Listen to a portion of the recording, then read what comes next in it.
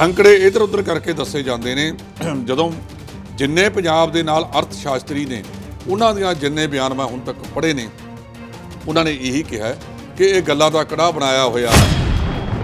ਇਸ ਕਰੋਨਾ ਮਹਾਮਾਰੀ ਦੇ ਵਿੱਚ ਪ੍ਰਧਾਨ ਮੰਤਰੀ ਸਾਹਿਬ ਨੇ ਇੱਕ ਹੋਰ ਕੰਮ ਕਰਨਾ ਸ਼ੁਰੂ ਕਰ ਦਿੱਤਾ ਹੈ ਕਿ ਨਿੱਜੀ ਘਰਾਣਿਆਂ ਨੂੰ ਸਰਕਾਰੀ ਅਦਾਰੇ ਵੇਚ ਕੇ ਭਾਰਤ ਨੂੰ ਆਤਮ ਨਿਰਭਰ ਬਣਾਇਆ ਜਾ ਰਿਹਾ ਹੈ। ਲੋਕਾਂ ਨੂੰ ਨਜ਼ਰ ਨਹੀਂ ਆ ਰਿਹਾ ਕਿ ਕਿਸੇ ਤਰੀਕੇ ਦੇ ਨਾਲ ਸਾਨੂੰ ਕੋਈ ਰਾਹਤ ਵਾਲੀ ਨਜ਼ਰ ਆਉਂਦੀ ਹੈ ਗੱਲ ਕਿ ਨਹੀਂ ਆਉਂਦੀ। ਕਿਸਾਨਾਂ ਦੇ ਸਿਰ ਤੇ ਜੇ ਲੱਖ ਦਾ ਕਰਜ਼ਾ 2 ਲੱਖ ਦਾ ਕਰਜ਼ਾ ਉਹ ਡਿਫਾਲਟਰ ਹੋ ਜਾਣ, ਉਹਨਾਂ ਦੀਆਂ ਤਸਵੀਰਾਂ ਲਾ ਦਿੱਤੀਆਂ ਜਾਂਦੀਆਂ ਨੇ। ਤੇ ਇੱਥੇ 50 ਪਰਿਵਾਰਾਂ ਦਾ ਚੁੱਪ ਚਪੀਤੇ ਸਾਰਾ 68,000 ਤੋਂ ਵੱਧ ਕਰੋੜ ਦਾ ਜਿਹੜਾ ਕਰਜ਼ਾ ਹੈਗਾ ਉਹ ਵੱਟੇ ਖਾਤੇ ਪਾਤਾ, ਉਹਨਾਂ ਦੀਆਂ ਤਸਵੀਰਾਂ ਨਾਲ ਲਾਈਆਂ। ਹਰ ਰੋਜ਼ ਹਾਦਸਿਆਂ ਤੇ ਹਾਦਸੇ ਹੋ ਰਹੇ ਨੇ। ਪਤਾ ਲੱਗਿਆ ਕਿ ਅਦਾਲਤਾਂ ਨੇ ਕਈ ਕੰਮ ਇਸ ਕਿਸਮ ਦੇ ਕਰ ਦਿੱਤੇ ਨੇ। ਹੁਣ ਤਾਂ ਮਾਣਯੋਗ ਜਿਹੜੀ ਸਰਵਉੱਚ ਅਦਾਲਤ ਹੈ ਉਸ ਦੀ ਕਾਰਗੁਜ਼ਾਰੀ ਦੇ ਉੱਤੇ ਵੀ ਸਵਾਲੀਆ ਨਿਸ਼ਾਨ ਉੱਠਣੇ ਸ਼ੁਰੂ ਹੋ ਗਏ ਨੇ। ਜੇ ਸਾਰਾ ਕੁਝ ਹੀ ਅਸੀਂ ਰਾਜਨੀਤੀ ਦੀ ਘੁੰਮਣ ਘੇਰੀ ਦੇ ਵਿੱਚ ਫਸਾ ਲੈਣਾ ਹੈ ਤਾਂ ਆਮ ਲੋਕਾਂ ਦਾ ਜਿਹੜਾ ਵਿਸ਼ਵਾਸ ਪਹਿਲਾਂ ਹੀ ਸਾਡੇ ਤੋਂ ਉੱਠਦਾ ਜਾ ਰਿਹਾ ਹੈ, ਆਉਣ ਵਾਲੇ ਸਮੇਂ ਦੇ ਵਿੱਚ ਵੀ ਉਹ ਉੱਠ ਜਾਵੇਗਾ। ਇਹਨਾਂ ਪ੍ਰਵਾਸੀ ਮਜ਼ਦੂਰਾਂ ਨੂੰ ਇਹ ਵਿਸ਼ਵਾਸ ਹੋ ਜੇ ਕਿ ਉਹਨਾਂ ਨੂੰ ਰੁਜ਼ਗਾਰ ਮਿਲ ਗਿਆ। ਉਹਨਾਂ ਨੂੰ ਵੀ ਪਤਾ ਹੈ ਕਿ ਉਹਨਾਂ ਦੇ ਰਾਜਾਂ ਦੇ ਵਿੱਚ ਉਹਨਾਂ ਦੀ ਸਥਿਤੀ ਉਹਨਾਂ ਦੀਆਂ ਸਰਕਾਰਾਂ ਤੋਂ ਸਾਂਭੀ ਨਹੀਂ ਜਾਣੀ। ਕਿਹਾ ਜਾ ਰਿਹਾ ਹੈ ਕਿ ਸਾਡਾ ਇੱਕ ਆਦਤ ਹੈ ਨਾ ਕਿ ਅਸੀਂ ਜਾਬਤੇ ਦੇ ਵਿੱਚ ਤਾਂ ਬੈਠਣਾ ਸਿੱਖੇ ਹੀ ਨਹੀਂ। ਜਦੋਂ ਉਹ ਲੋਕ ਆਉਣਗੇ ਇੱਕ ਵਾਰ ਫੇਰ ਜਿਹੜੀ ਸਥਿਤੀ ਹੈ ਇਹਨਾਂ ਕਰੋਨਾ ਮਰੀਜ਼ਾਂ ਦੀ ਉਹ ਦੁਬਾਰਾ ਵਧੇਗੀ। ਇਹ ਜਿਹੜੇ 5 ਤਾਰਾ ਵੱਡੇ ਵੱਡੇ ਹਸਪਤਾਲ ਨੇ ਫੇਰ ਇਹਨਾਂ ਦੇ ਵਿੱਚ ਭੀੜਾਂ ਲੱਗਣਗੀਆਂ। ਇਸ ਮਹਾਮਾਰੀ ਦੇ ਦੌਰਾਨ ਉਹਨਾਂ ਨੇ ਬਿਲਕੁਲ ਵੀ ਇੱਕ ਵੀ ਪ੍ਰਤੀਸ਼ਤ ਲੋਕਾਂ ਨੂੰ ਸਾਂਭਿਆ ਨਹੀਂ। ਘਨੌਰ ਦੇ ਵਿੱਚ ਸ਼ਰਾਬ ਫੜੀ ਗਈ, ਉਹ ਤੁਸੀਂ ਦੇਖਿਆ ਹੋਣਾ ਕਿ ਮਦਨ ਲਾਲ ਜਲਾਲਪੁਰ ਤੇ ਹਰਦਿਆਲ ਕੰਬੋਜ ਤੇ ਸਵਾਲ ਉੱਠ ਰਹੇ ਨੇ। ਇੱਕ ਖਬਰ ਲੱਗੀ ਹੈ ਕਿ 221 ਨਜਾਇਜ਼ ਸ਼ਰਾਬ ਦੇ ਠੇਕੇ ਤਾਂ ਮੁੱਖ ਮੰਤਰੀ ਦੇ ਆਪਣੇ ਸ਼ਹਿਰ 'ਚ ਚੱਲ ਰਹੇ ਨੇ। ਇਹ ਪਹਿਲਾਂ ਵੀ ਖਬਰਾਂ ਲੱਗਦੀਆਂ ਆਈਆਂ ਨੇ। 2017 ਦੇ ਵਿੱਚ ਸੁਖਵਿੰਦਰ ਸਭ ਤੋਂ ਪਹਿਲਾਂ ਨਵਜੋਤ ਸਿੱਧੂ ਨੇ ਮਸਲਾ ਉਠਾਇਆ ਸੀ। 18 'ਚ ਫੇਰ ਉਠਾਇਆ। ਕੀ 3 ਸਾਲ ਮੁੱਖ ਮੰਤਰੀ ਸਾਹਿਬ ਅੱਖਾਂ ਤੇ ਪੱਟੀ ਬੰਨ੍ਹ ਕੇ ਬੈਠੇ? ਥੋੜਾ ਜਿਹਾ ਮੁੱਖ ਮੰਤਰੀ ਸਾਹਿਬ ਕਹਿੰਦੇ ਆ ਵੀ ਸਖਤੀ ਕੀਤੀ ਹੈ, ਉਹ ਸਖਤੀ ਦਾ ਕਿੰਨਾ ਕੁ ਅਸਰ ਹੋਵੇਗਾ? ਕਹਿੰਦੇ ਵੀ ਇਲਾਕੇ ਦਾ DSP ਜ਼ਿੰਮੇਵਾਰ ਹੋਵੇਗਾ, SHO ਜ਼ਿੰਮੇਵਾਰ ਹੋਵੇਗਾ, ਤੇ ਆਬਕਾਰੀ ਵਿਭਾਗ ਵਾਲੇ ਕਿੱਥੇ ਬੈਠੇ ਨੇ? ਮਤਲਬ 500 ਤੋਂ ਬਾਅਦ ਉਹ ਫੇਰ ਲਾਈਨ 'ਚ ਆ ਕੇ ਲੱਗੇਗਾ, ਉਦੋਂ ਤੱਕ ਖਤਮ ਹੋ ਜਾਂਦਾ ਹੈ। ਕਈ ਵਾਰ ਜਦੋਂ ਤੱਕ ਮੇਰੇ ਵਰਗੇ ਦੀ ਵਾਰੀ ਆਉਂਦੀ ਹੈ ਉਹ ਅੰਦਰੋਂ ਮੈਸੇਜ ਆ ਜਾਂਦਾ ਕਿ ਜੀ ਟਾਈਮ ਹੋ ਗਿਆ, ਬੰਦ। ਕਈ ਸੱਜਣ ਇਹੋ ਜਿਹੇ ਵੀ ਦੇਖੇ ਗਏ ਜਿਹੜੇ 3-3 ਵਾਰੀ ਲਗਾਤਾਰ ਲਾਈਨ 'ਚ ਜਾ ਕੇ ਲੱਗੇ ਪਰ ਉਹਨਾਂ ਦੀ ਵਾਰੀ ਨਹੀਂ ਆਈ। ਇਹਨਾਂ ਮਜ਼ਦੂਰਾਂ ਦੇ ਵਿੱਚ ਜਿਹੜੀ ਇਹ ਬੇਗਾਨਗੀ ਦਾ ਰਾਹ ਪਿਆ ਹੋਇਆ ਹੈਗਾ। ਇੱਕ ਪਾਸੇ ਯੋਗੀ ਆਦਿੱਤਿਆਨਾਥ ਕਹਿ ਰਿਹਾ ਕਿ ਮੈਂ ਇਹ ਵੜਨ ਨਹੀਂ ਦੇਣੇ, ਇਹਨਾਂ ਨੂੰ ਸਖਤੀ ਕੀਤੀ ਜਾਵੇ। ਤੁਸੀਂ ਠੰਡੇ ਕਮਰਿਆਂ ਦੇ ਵਿੱਚ ਬੈਠ ਕੇ ਸਖਤੀਆਂ ਕਰਦੇ ਹੋ, ਪਰ ਫਿਰ ਵੀ ਇਹ ਜਿਹੜੇ ਲਗਾਤਾਰ ਸੜਕਾਂ ਦੇ ਉੱਤੇ ਤੁਰੇ ਹੀ ਜਾ ਰਹੇ ਨੇ। ਹੁਣ ਵੀ ਤੁਸੀਂ ਦੇਖੋ ਇਸ ਅਰਸੇ ਦੇ ਵਿੱਚ, ਇਸ ਤੋਂ ਬਾਅਦ ਜਦੋਂ ਅੰਕੜੇ ਲਾਉਣਗੇ ਤਾਂ ਲੱਖਾਂ ਦੇ ਵਿੱਚ ਲੋਕਾਂ ਨੇ ਬੇਰੁਜ਼ਗਾਰ ਹੋਣੇਗਾ। ਜ਼ਮੀਨੀ ਪੱਧਰ ਤੇ ਜਾਂਦੇ ਨੇ ਮੁੱਖ ਮੰਤਰੀ ਸਾਹਿਬ, ਤੁਸੀਂ ਦੇਖਿਆ ਹੈਲੀਕਾਪਟਰ ਤੇ ਗੇੜਾ ਲਾਇਆ, ਉੱਤੋਂ ਦੱਸ ਦਿੱਤਾ ਕਿ ਉੱਥੇ ਚੱਲਦਾ, ਬਸ ਕਰ ਦਿਓ, ਕਾਰਵਾਈ ਕੋਈ ਨਹੀਂ ਕਰਦੇ। ਸੁਪਰੀਮ ਕੋਰਟ ਨੇ ਇਸ ਭਾਜਪਾ ਦੇ MLA ਨੂੰ ਸਟੇ ਕਰਤਾ। ਇਸ ਤਰ੍ਹਾਂ ਦੀਆਂ ਹੋਰ ਵੀ ਬਹੁਤ ਤੁਰੀਆਂ ਫਿਰਦੀਆਂ ਨੇ। ਇਹੀ ਤਾਂ ਮੈਂ ਗੱਲ ਕਹਿ ਕੇ ਹਟਿਆ ਕਿ ਜਦੋਂ ਨਿਆਂ ਪ੍ਰਣਾਲੀ ਵੀ ਜਿਹੜੀ ਆ ਉਹ ਸਵਾਲਾਂ ਦੇ ਘੇਰੇ ਦੇ ਵਿੱਚ ਆ ਜਾਵੇ ਤਾਂ ਨਿਆਂ ਲਈ ਲੋਕ ਜਾਣਗੇ।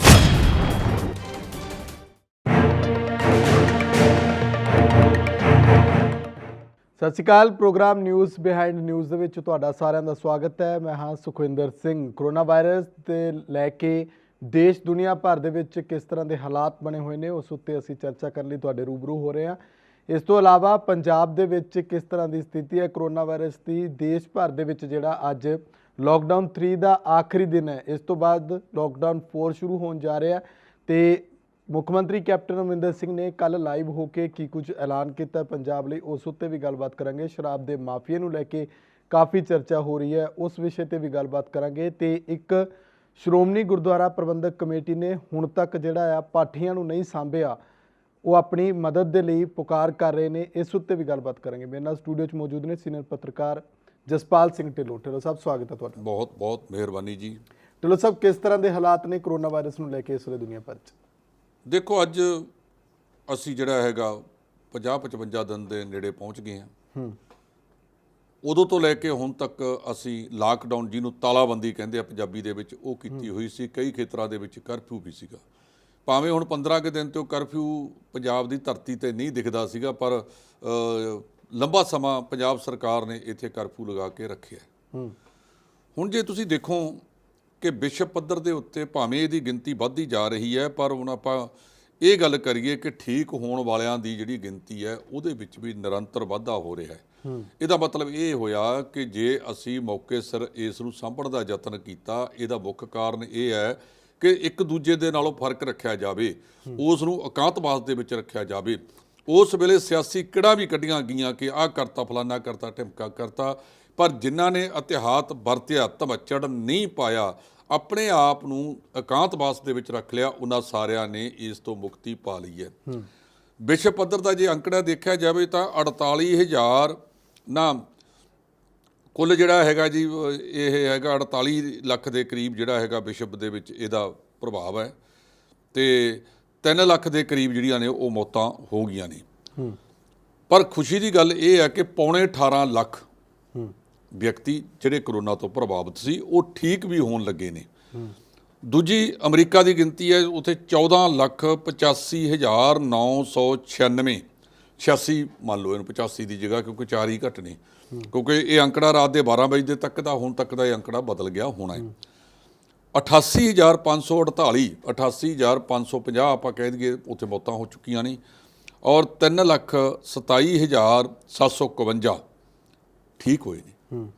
ਇੱਕ ਚੰਗੀ ਪਾਸੇ ਨੂੰ ਆਪਾਂ ਤੁਰ ਰਹੇ ਹਾਂ ਕਿ ਦੇਖੋ, ਜੇ 48 ਲੱਖ ਦੇ ਕਰੀਬ ਹੈ ਤਾਂ 48 ਲੱਖ ਚੋਂ 18.5 ਲੱਖ, ਭਾਵ 30% ਜਿਹੜੀ ਹੈ ਇਹ ਠੀਕ ਹੋਣ ਵਾਲਿਆਂ ਦੀ ਗਿਣਤੀ, ਚੰਗੀ ਗੱਲ ਹੈ, ਇਸ ਪਾਸੇ ਵੱਲ ਨੂੰ ਵਧੇ। ਸਪੇਨ ਦੇ ਵਿੱਚ 2,74,367, 27,469 ਜਿਹੜੇ ਆ ਮੌਤਾਂ ਨੇ, 1,92,253, ਭਾਵ 50% ਤੋਂ ਵੱਧ ਜਿਹੜੇ ਵਿਅਕਤੀ ਨੇ ਉਹ ਠੀਕ ਹੋਣ ਵਾਲੇ ਪਾਸੇ ਨੂੰ ਆ ਗਏ ਨੇ। ਚੰਗੀ ਗੱਲ ਹੈ। ਭਾਰਤ ਦੇ ਵਿੱਚ ਵੀ 90,326, 2,790 ਮੌਤਾਂ, 33,580, ਤੀਜੇ ਹਿੱਸੇ ਤੋਂ ਵੱਧ ਭਾਰਤ ਦੇ ਵਿੱਚ ਵੀ ਬੰਦੇ ਠੀਕ ਹੋਣੇ ਸ਼ੁਰੂ ਹੋ ਗਏ ਨੇ।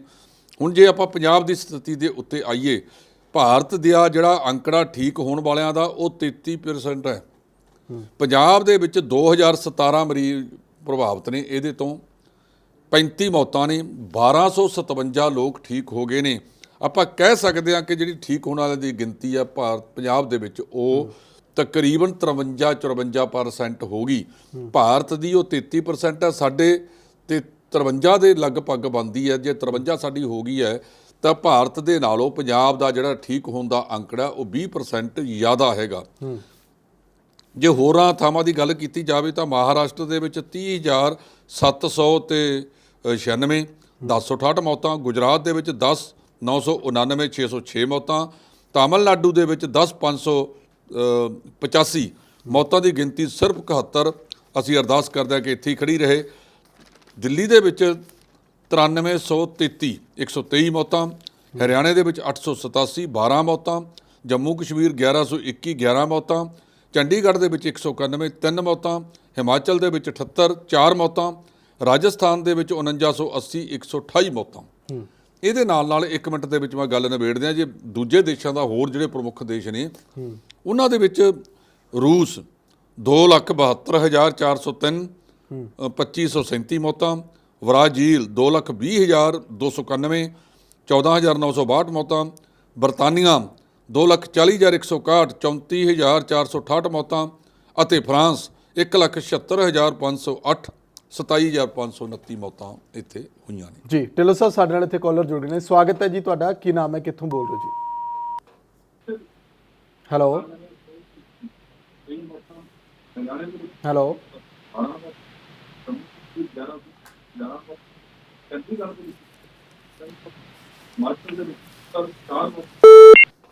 ਹੈਲੋ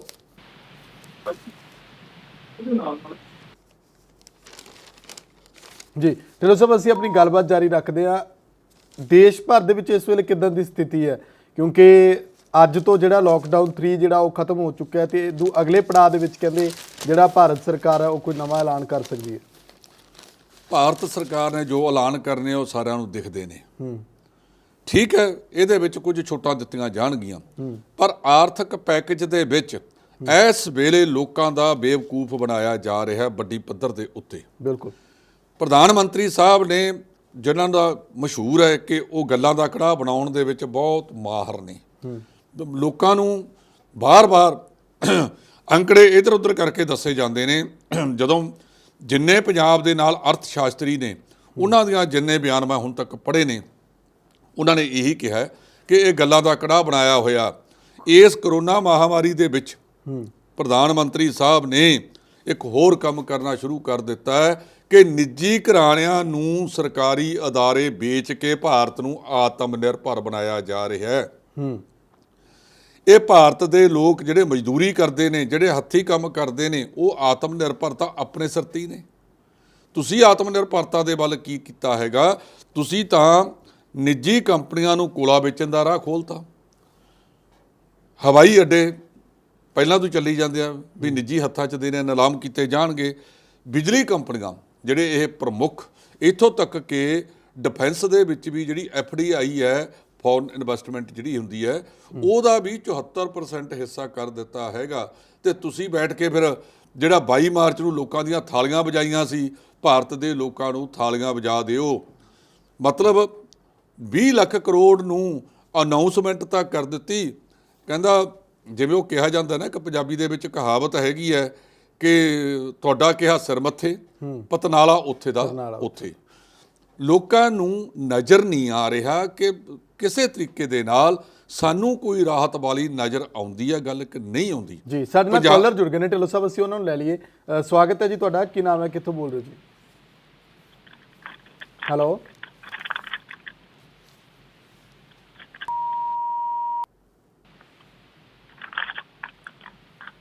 ਹੈਲੋ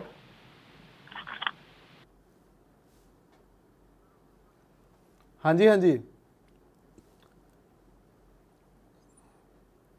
ਲੱਗਦਾ ਹੈ ਸਾਡੀ ਕਾਲ ਕੱਟ ਗਈ ਹੈ ਜੀ। ਢਿੱਲੋਂ ਸਾਹਿਬ, ਅਸੀਂ ਗੱਲਬਾਤ ਜਾਰੀ ਰੱਖੀਏ। ਰਾਹੁਲ ਗਾਂਧੀ ਇਹ ਗੱਲ ਕਹਿੰਦੇ ਨੇ ਕਿ ਲੋਕਾਂ ਨੂੰ ਕਰਜ਼ਾ ਨਹੀਂ ਚਾਹੀਦਾ, ਲੋਕਾਂ ਨੂੰ ਪੈਸੇ ਚਾਹੀਦੇ ਨੇ, ਲੋਕ ਭੁੱਖਮਰੀ ਦਾ ਸ਼ਿਕਾਰ ਹੋ ਰਹੇ ਨੇ। ਉਹ ਤੁਸੀਂ ਵੀ ਤਸਵੀਰਾਂ ਦੇਖ ਰਹੇ ਹੋ ਕਿਵੇਂ ਸਾਹਮਣੇ ਆ ਰਹੀ ਹੈ। ਮੈਂ ਉਹੀ ਗੱਲ ਕਹਿ ਰਿਹਾ ਹਾਂ, ਕੱਲ ਵੀ ਆਪਾਂ ਗੱਲ ਕੀਤੀ ਸੀ ਕਿ ਕਿਸਾਨਾਂ ਨੂੰ ਬਿਨਾਂ ਗਰੰਟੀ ਕਰਜ਼ਾ ਦਿੱਤਾ ਜਾਵੇਗਾ। ਇਹ ਪ੍ਰੈਕਟੀਕਲ ਰੂਪ 'ਚ ਹੈਗਾ। ਬਿਲਕੁਲ। ਕਿਸਾਨਾਂ ਦੇ ਸਿਰ 'ਤੇ ਜੇ ਲੱਖ ਦਾ ਕਰਜ਼ਾ, 2 ਲੱਖ ਦਾ ਕਰਜ਼ਾ, ਉਹ ਡਿਫਾਲਟਰ ਹੋ ਜਾਣ, ਉਹਨਾਂ ਦੀਆਂ ਤਸਵੀਰਾਂ ਲਾ ਦਿੱਤੀਆਂ ਜਾਂਦੀਆਂ ਨੇ। ਤੇ ਇੱਥੇ 50 ਪਰਿਵਾਰਾਂ ਦਾ ਚੁੱਪ ਚਪੀਤੇ ਸਾਰਾ 68,000 ਤੋਂ ਵੱਧ ਕਰੋੜ ਦਾ ਜਿਹੜਾ ਕਰਜ਼ਾ ਹੈਗਾ ਉਹ ਵੱਟੇ ਖਾਤੇ ਪਾਤਾ, ਉਹਨਾਂ ਦੀਆਂ ਤਸਵੀਰਾਂ ਨਾਲ ਲਾਈਆਂ। ਭਾਵ ਅਸੀਂ ਹਰ ਥਾਂ ਦੇ ਉੱਤੇ ਸਿਆਸਤ ਭਾਰੂ ਹੈ, ਸਿਆਸਤ ਦੇ ਰੂਪ ਦੇ ਵਿੱਚ ਹੀ ਕੰਮ ਕਰਦੇ ਹਾਂ। ਲੋਕਾਂ ਨੂੰ ਨਜ਼ਰ ਆਵੇ। ਕਿਸਾਨ ਇਹ ਕਹਿੰਦੇ ਸੀ ਵੀ ਜੇ ਪਿਛਲਾ ਜਿਹੜਾ ਕਰਜ਼ਾ ਚੜਿਆ ਹੋਇਆ ਹੈ, ਜੇ ਮੰਨ ਲਓ ਕਿਸੇ ਕਿਸਾਨ ਦੇ ਸਿਰ 'ਤੇ 5 ਲੱਖ ਦਾ ਕਰਜ਼ਾ ਹੈ, ਉਸ ਦਾ 50,000 ਹੀ ਮਾਫ ਕਰ ਦਿੱਤਾ ਜਾਂਦਾ। ਤੁਸੀਂ ਨਵੇਂ ਕਰਜ਼ੇ ਦੀ ਗੱਲ ਕਰਦੇ ਹੋ। ਬਿਲਕੁਲ। ਭਾਵ ਜੇ ਕਿਸੇ ਦੇ ਸਿਰ 'ਤੇ 5 ਲੱਖ ਕਰਜ਼ਾ, ਨਵਾਂ ਕਰਜ਼ਾ ਤੁਸੀਂ ਹੋਰ ਦਵਾ ਕੇ ਉਸ ਨੂੰ ਵਧਾ ਲਓਗੇ। ਇਹ ਨਹੀਂ। ਜੇ ਚੰਗਾ ਹੋਵੇ, ਜਿਹੜੀ ਰਾਹਤ ਹੈ ਉਹ ਰਾਹਤ ਪਹਿਲਾਂ ਦਿੱਤੀ ਜਾਣੀ ਚਾਹੀਦੀ ਸੀ। ਜੇ ਇਹ ਅਨਾਜ, ਦਾਲਾਂ, ਜਿਹਦੇ ਬਾਰੇ ਸਵਾਲ ਉੱਠਦੇ ਆ ਵੀ ਉਹਨਾਂ ਦਾ ਜਿਹੜੀ ਦਰਜਾਬੰਦੀ ਆ ਉਹ ਕੁਆਲਿਟੀ ਵਧੀਆ ਨਹੀਂ ਹੈਗੀ, ਉਹ ਸਾਰੇ ਦਾ ਸਾਰਾ ਜਿਹੜਾ ਹੈਗਾ ਲਗਾਤਾਰ ਮਤਲਬ ਘਟ ਰਿਹਾ ਹੈਗਾ। ਇਹ ਮਜ਼ਦੂਰ ਤੇਜ਼ੀ ਨਾਲ ਆਪਣੇ ਰਾਜਾਂ ਨੂੰ ਭੱਜ ਰਹੇ ਨੇ, ਹਾਦਸੇ ਵਾਪਰ ਰਹੇ ਨੇ। ਹਰ ਰੋਜ਼, ਰਾਤ ਵੀ ਹਾਦਸੇ ਹੋਏ ਨੇ, ਹਰ ਰੋਜ਼ ਹਾਦਸਿਆਂ ਤੇ ਹਾਦਸੇ ਹੋ ਰਹੇ ਨੇ। ਪਤਾ ਲੱਗਿਆ ਕਿ ਅਦਾਲਤਾਂ ਨੇ ਕਈ ਕੰਮ ਇਸ ਕਿਸਮ ਦੇ ਕਰ ਦਿੱਤੇ ਨੇ। ਹੁਣ ਤਾਂ ਮਾਣਯੋਗ ਜਿਹੜੀ ਸਰਵਉੱਚ ਅਦਾਲਤ ਹੈ, ਉਸ ਦੀ ਕਾਰਗੁਜ਼ਾਰੀ ਦੇ ਉੱਤੇ ਵੀ ਸਵਾਲੀਆ ਨਿਸ਼ਾਨ ਉੱਠਣੇ ਸ਼ੁਰੂ ਹੋ ਗਏ ਨੇ ਕਿ ਕੁਝ ਕੇਸਾਂ ਦੇ ਵਿੱਚ ਬੜੀ ਫੁਰਤੀ ਦਿਖਾਈ ਗਈ, ਕੁਝ ਕੇਸਾਂ ਨੂੰ ਜਦੋਂ ਉਠਾਇਆ ਗਿਆ ਉਹਨਾਂ ਨੂੰ ਵੱਟੇ ਖਾਤੇ ਪਾਇਆ ਗਿਆ। ਇਹ ਵੀ ਚਰਚਾ ਦਾ ਵਿਸ਼ਾ ਹੈ ਕਿ ਕੁਝ ਸ਼ਿਕਾਇਤਕਰਤਾਵਾਂ ਜਿਨ੍ਹਾਂ ਨੇ ਮਜ਼ਦੂਰਾਂ ਦੀ ਗੱਲ ਕੀਤੀ ਕਿ ਉਹ ਜਾ ਰਹੇ ਨੇ, ਉਹਨਾਂ ਨੂੰ ਬੰਦ ਕਰਕੇ ਉਲਟਾ ਪਤਾ ਲੱਗਿਆ ਕਿ ਇਹ ਜੁਰਮਾਨੇ ਕੀਤੇ ਗਏ ਨੇ। ਜੇ ਕੀਤੇ ਗਏ ਨੇ ਤਾਂ ਲੋਕ ਇਨਸਾਫ ਵਾਸਤੇ, ਲੋਕਾਂ ਕੋਲ ਇੱਕ ਅਦਾਲਤਾਂ ਦਾ ਸਹਾਰਾ ਸੀ। ਜੇ ਅਦਾਲਤਾਂ ਦੇ ਵਿੱਚ ਵੀ ਜਿਹੜਾ ਇਨਸਾਫ ਨਾ ਮਿਲਿਆ ਲੋਕਾਂ ਨੂੰ, ਤਾਂ ਲੋਕ ਜਾਣਗੇ ਕਿੱਥੇ। ਉਸ ਵੇਲੇ ਸਥਿਤੀ ਸਾਡੀ ਕੀ ਹੋ ਜਾਵੇਗੀ। ਜੇ ਸਾਰਾ ਕੁਝ ਹੀ ਅਸੀਂ ਰਾਜਨੀਤੀ ਦੀ ਘੁੰਮਣ ਘੇਰੀ ਦੇ ਵਿੱਚ ਫਸਾ ਲੈਣਾ ਹੈ, ਤਾਂ ਆਮ ਲੋਕਾਂ ਦਾ ਜਿਹੜਾ ਵਿਸ਼ਵਾਸ ਪਹਿਲਾਂ ਹੀ ਸਾਡੇ ਤੋਂ ਉੱਠਦਾ ਜਾ ਰਿਹਾ ਹੈ, ਆਉਣ ਵਾਲੇ ਸਮੇਂ ਦੇ ਵਿੱਚ ਵੀ ਉਹ ਉੱਠ ਜਾਵੇਗਾ। ਉਹ ਜਦੋਂ ਵਿਸ਼ਵਾਸ ਉੱਠ ਜਾਵੇਗਾ ਤਾਂ ਉਸ ਵੇਲੇ ਸਥਿਤੀ ਖਾਨਾ ਜੰਗੀ ਵਰਗੀ ਬਣਦੀ ਹੁੰਦੀ ਹੈ। ਬਿਲਕੁਲ। ਫਿਰ ਕਿਸੇ ਦੇ ਕਾਬੂ 'ਚ ਨਹੀਂ ਰਹਿਣੀ। ਚੰਗਾ ਸਾਡੇ ਰਾਜਸੀ ਲੋਕ ਇਸ ਤਰ੍ਹਾਂ ਦੀ ਸਥਿਤੀ ਪੈਦਾ ਨਾ ਹੋਣ ਦੇਣ। ਇਸ ਵੇਲੇ ਰਾਜਨੀਤੀ ਨੂੰ ਛੱਡ ਕੇ ਸਾਰੀਆਂ ਰਾਜਸੀ ਧਿਰਾਂ ਇਕੱਠੀਆਂ ਹੋ ਕੇ ਬੈਠਣ ਤੇ ਸੋਚਣ। ਇਹ ਕੋਈ ਜ਼ਰੂਰੀ ਨਹੀਂ ਹੈ ਵੀ ਹੁਕਮਰਾਨ ਧਿਰ ਦੇ ਕੋਲ ਹੀ ਜਿਹੜੇ ਆਰਥਿਕ ਮਾਹਰ ਨੇ, ਵੱਡੇ ਨੇ, ਦੇਸ਼ ਵਿੱਚ ਬਹੁਤ ਵੱਡੇ ਵੱਡੇ ਆਰਥਿਕ ਮਾਹਰ ਹੈਗੇ ਨੇ, ਉਹਨਾਂ ਦੇ ਨਾਲ ਸਿਰ ਜੋੜ ਕੇ ਬੈਠਣ ਦੀ ਜ਼ਰੂਰਤ ਹੈ। ਕੁਝ ਚਿਰ ਰਾਜਨੀਤੀ ਛੱਡ ਦਿਓ, ਰਾਜਨੀਤੀ ਕਰਨ ਵਾਸਤੇ ਤੁਹਾਡੇ ਕੋਲੇ ਬਹੁਤ ਸਮਾਂ ਪਿਆ ਹੈਗਾ। ਸਿਰ ਜੋੜ ਕੇ ਲੋਕਾਂ ਦੇ ਨਾਲ ਬੈਠੋ, ਲੋਕਾਂ ਦੇ ਨੁਮਾਇੰਦਿਆਂ ਨੂੰ ਵੀ ਨਾਲ ਲਓ। ਜੇ ਪ੍ਰਧਾਨ ਮੰਤਰੀ ਸਾਹਿਬ ਕੋਈ ਗੱਲ ਕਰਦੇ ਨੇ ਤਾਂ ਕਿਸਾਨਾਂ ਦੀਆਂ ਜਥੇਬੰਦੀਆਂ ਦੇ ਨੁਮਾਇੰਦਿਆਂ ਨੂੰ ਨਾਲ ਲੈ ਲੈਣਾ ਚਾਹੀਦਾ ਹੈ, ਹੋਰਨਾਂ ਜਥੇਬੰਦੀਆਂ ਨੂੰ ਲੈ ਲੈਣਾ ਚਾਹੀਦਾ ਹੈ। ਜਿਹੜੇ ਛੋਟੇ ਵਪਾਰੀ ਨੇ, ਸੀਮਾਂਤ ਜਿਹੜੇ ਵਪਾਰੀ ਨੇ, ਸੀਮਾਂਤ ਇੰਡਸਟਰੀਆਂ ਨੇ, ਸੰਤਾਂ ਨੇ, ਉਹਨਾਂ ਦੇ ਬੰਦਿਆਂ ਨੂੰ ਵੀ ਨਾਲ ਲੈ ਕੇ ਕੋਈ ਗੱਲ ਕਰਨੀ ਚਾਹੀਦੀ ਹੈ। ਕੋਈ ਜ਼ਰੂਰੀ ਨਹੀਂ ਹੈ ਵੀ ਠੰਡੇ ਕਮਰਿਆਂ ਦੇ ਵਿੱਚ ਜਿਹੜੇ ਤੁਹਾਡੇ ਚਹੇਤੇ ਅਧਿਕਾਰੀ ਤੁਹਾਡੇ ਕੋਲੇ ਬੈਠੇ ਨੇ ਉਹ ਸਾਰਾ ਕੁਝ ਤੁਹਾਡੇ ਕੋਲੇ ਸਹੀ ਲੈ ਕੇ ਆਉਣਗੇ। ਇਸ ਕਰਕੇ ਜਿਸ ਤਰ੍ਹਾਂ ਦੀ ਸਥਿਤੀ ਭਾਰਤ ਦੇ ਵਿੱਚ ਪੈਦਾ ਹੋਈ ਹੈ, ਇਸ ਵੇਲੇ ਇੱਕ ਦੂਜੇ ਨੂੰ, ਜਿਵੇਂ ਕਹਿੰਦੇ ਵੀ ਅੰਨੀ ਨੂੰ ਬੋਲਾ ਧੂਈ ਫਿਰੇ, ਹੈ ਨਾ ਜੀ, ਅੰਨੀ ਨੂੰ ਬੋਲਾ ਧੁੰਦਾ ਫਿਰਦਾ। ਹੁਣ ਆਪਾਂ ਗੱਲ ਆ ਜਾਈਏ ਪੰਜਾਬ ਤੇ। ਜੀ ਬਿਲਕੁਲ। ਪੰਜਾਬ ਦੇ ਮੁੱਖ ਮੰਤਰੀ ਸਾਹਿਬ ਨੇ ਕੱਲ 2 ਐਲਾਨ ਜਿਹੜੇ ਨੇ ਬੜੇ ਵੱਡੇ ਪੱਧਰ ਦੇ ਉੱਤੇ ਕੀਤੇ ਨੇ।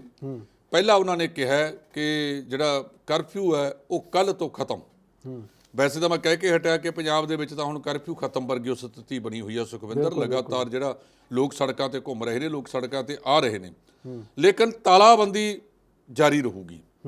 ਹੁਣ ਕੈਪਟਨ ਸਾਹਿਬ ਕੋਲੋਂ ਦੁਕਾਨਦਾਰ ਰੌਲਾ ਪਾ ਰਹੇ ਨੇ ਵੀ ਜਿਨ੍ਹਾਂ ਦਾ 55 ਦਿਨ ਹੋ ਗਏ ਦੁਕਾਨ ਦਾ ਬੰਦ ਪਈਆਂ ਨੇ, ਉਹਨਾਂ ਦੇ ਕਾਰੋਬਾਰ ਠੱਪ ਸੀ।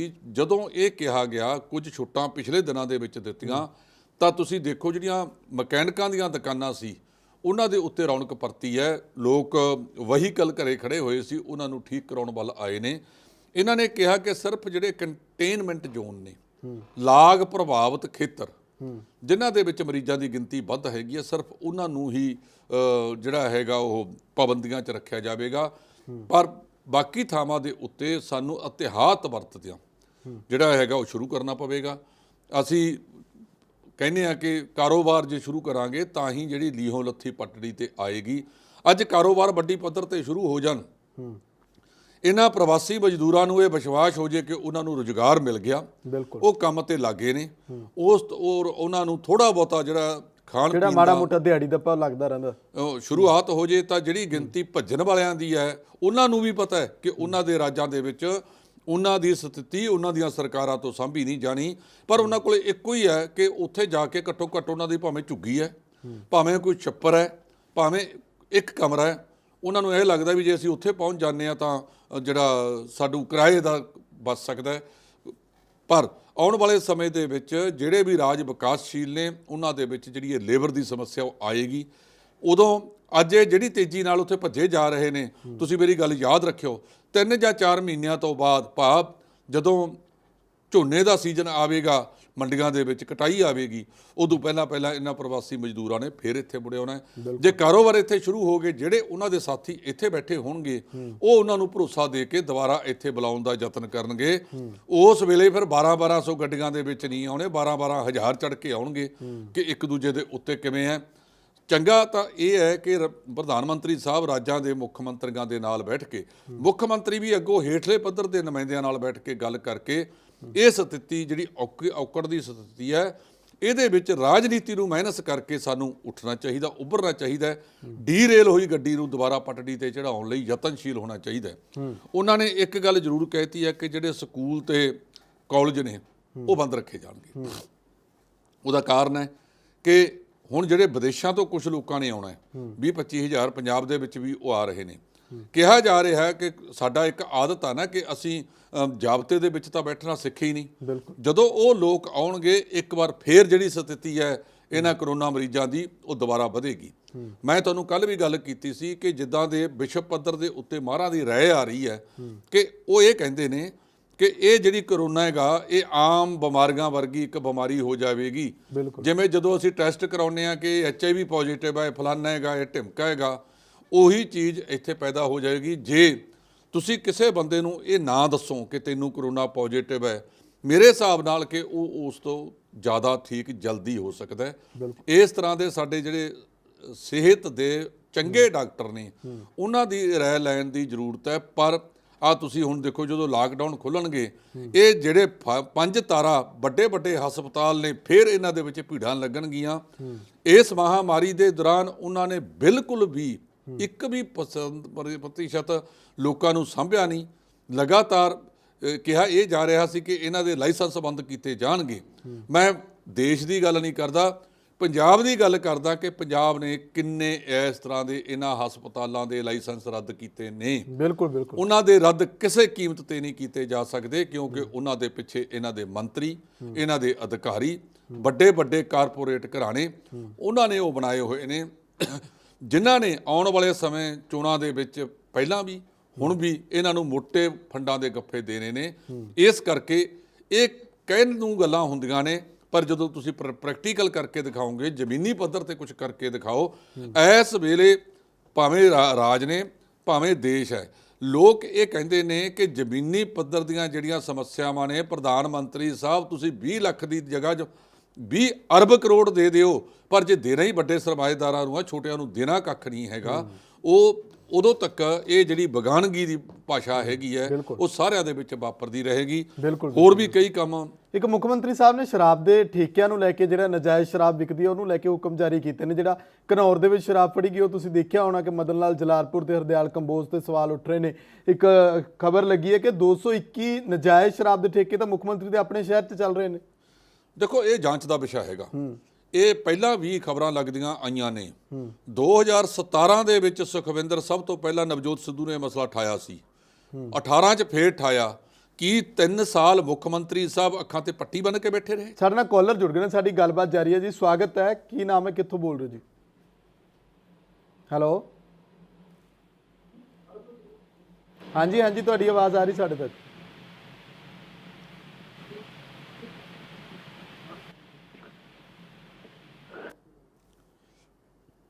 ਹਾਂਜੀ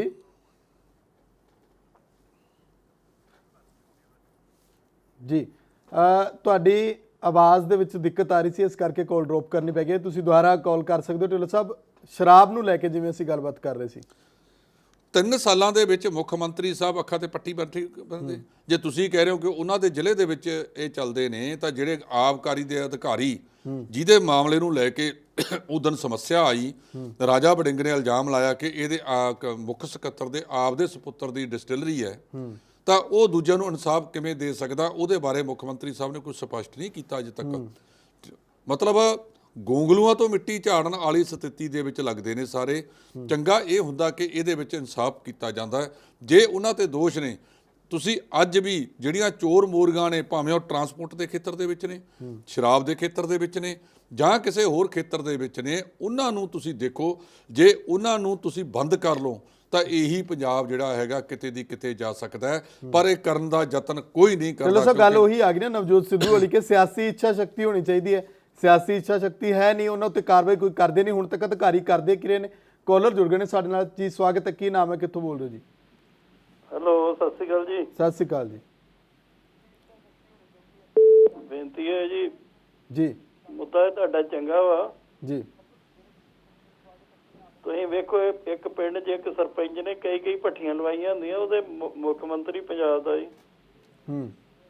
ਬਿਲਕੁਲ। ਉਹਨਾਂ ਦੇ ਹਲਕੇ 'ਚ ਛੋਟੀ ਮੋਟੀ ਫੈਕਟਰੀ ਫੜੀ ਵੀ ਗਈ ਤੇ ਕਿੱਡੀ ਕੀ ਗੱਲ ਆ। ਬਿਲਕੁਲ ਜੀ। ਦੂਜੀ ਗੱਲ, ਤੁਸੀਂ ਕਹਿੰਦੇ ਜੇ ਵੀ ਸ਼ਰਾਬ ਦਾ ਤੇ ਇੱਕੋ ਹੀ ਹੱਲ ਹੈਗਾ। ਜਿਸ ਤਰ੍ਹਾਂ ਇੱਥੇ ਕੈਲੀਫੋਰਨੀਆ USA 'ਚ ਰਹਿਣਾ ਮੈਂ ਜੀ, ਭਾਵੇਂ ਜਿੰਨੇ ਮਰਜ਼ੀ ਠੇਕੇ ਆ, ਜੇ ਕੋਈ ਕੱਢ ਕੇ ਪੀਣੀ ਚਾਹੁੰਦਾ ਉੱਤੇ ਕੋਈ ਪਾਬੰਦੀ ਨਹੀਂ। ਤੇ ਸਾਰੇ ਪੰਜਾਬੀਆਂ ਨੂੰ ਆਖਣ ਵੀ ਇੱਕ ਜਿੰਨੀ ਤੁਸੀਂ ਕੱਢਣੀ ਚਾਹੁੰਦੇ ਆਪਣੇ ਘਰ ਕੱਢ ਲਿਆ ਕਰੋ। ਨਾ ਕੋਈ ਮਾੜੀ ਪੀਵੇ, ਨਾ ਕੋਈ ਨਕਲੀ ਪੀਵੇ। ਏਡੇ ਵਧੀਆ ਢੰਗ ਨਾਲ ਦਾਰੂ ਨਿਕਲ ਆਉਂਦਾ। ਜਿਹੋ ਜੀ ਮਰਜ਼ੀ ਗਰਮੀ ਵਾਲੀ ਦਵਾਈ ਬਣਾ ਲਓ ਤੇ ਭਾਵੇਂ ਸਰਦੀਆਂ ਵਾਲੀ ਬਣਾ ਲਓ। ਬਿਲਕੁਲ। ਤੇ ਪਰ ਇਹ ਜਿਹੜਾ ਇਹ ਕਰੋੜਾਂ ਰੁਪਏ ਰੁਪਈਏ ਦਾ ਅੱਗੀ ਵੱਜਣ ਡਈ ਹੈ, ਕਿੱਥੋਂ ਵੱਜਣੀ ਹੈ ਜੀ? ਬਿਲਕੁਲ ਬਿਲਕੁਲ।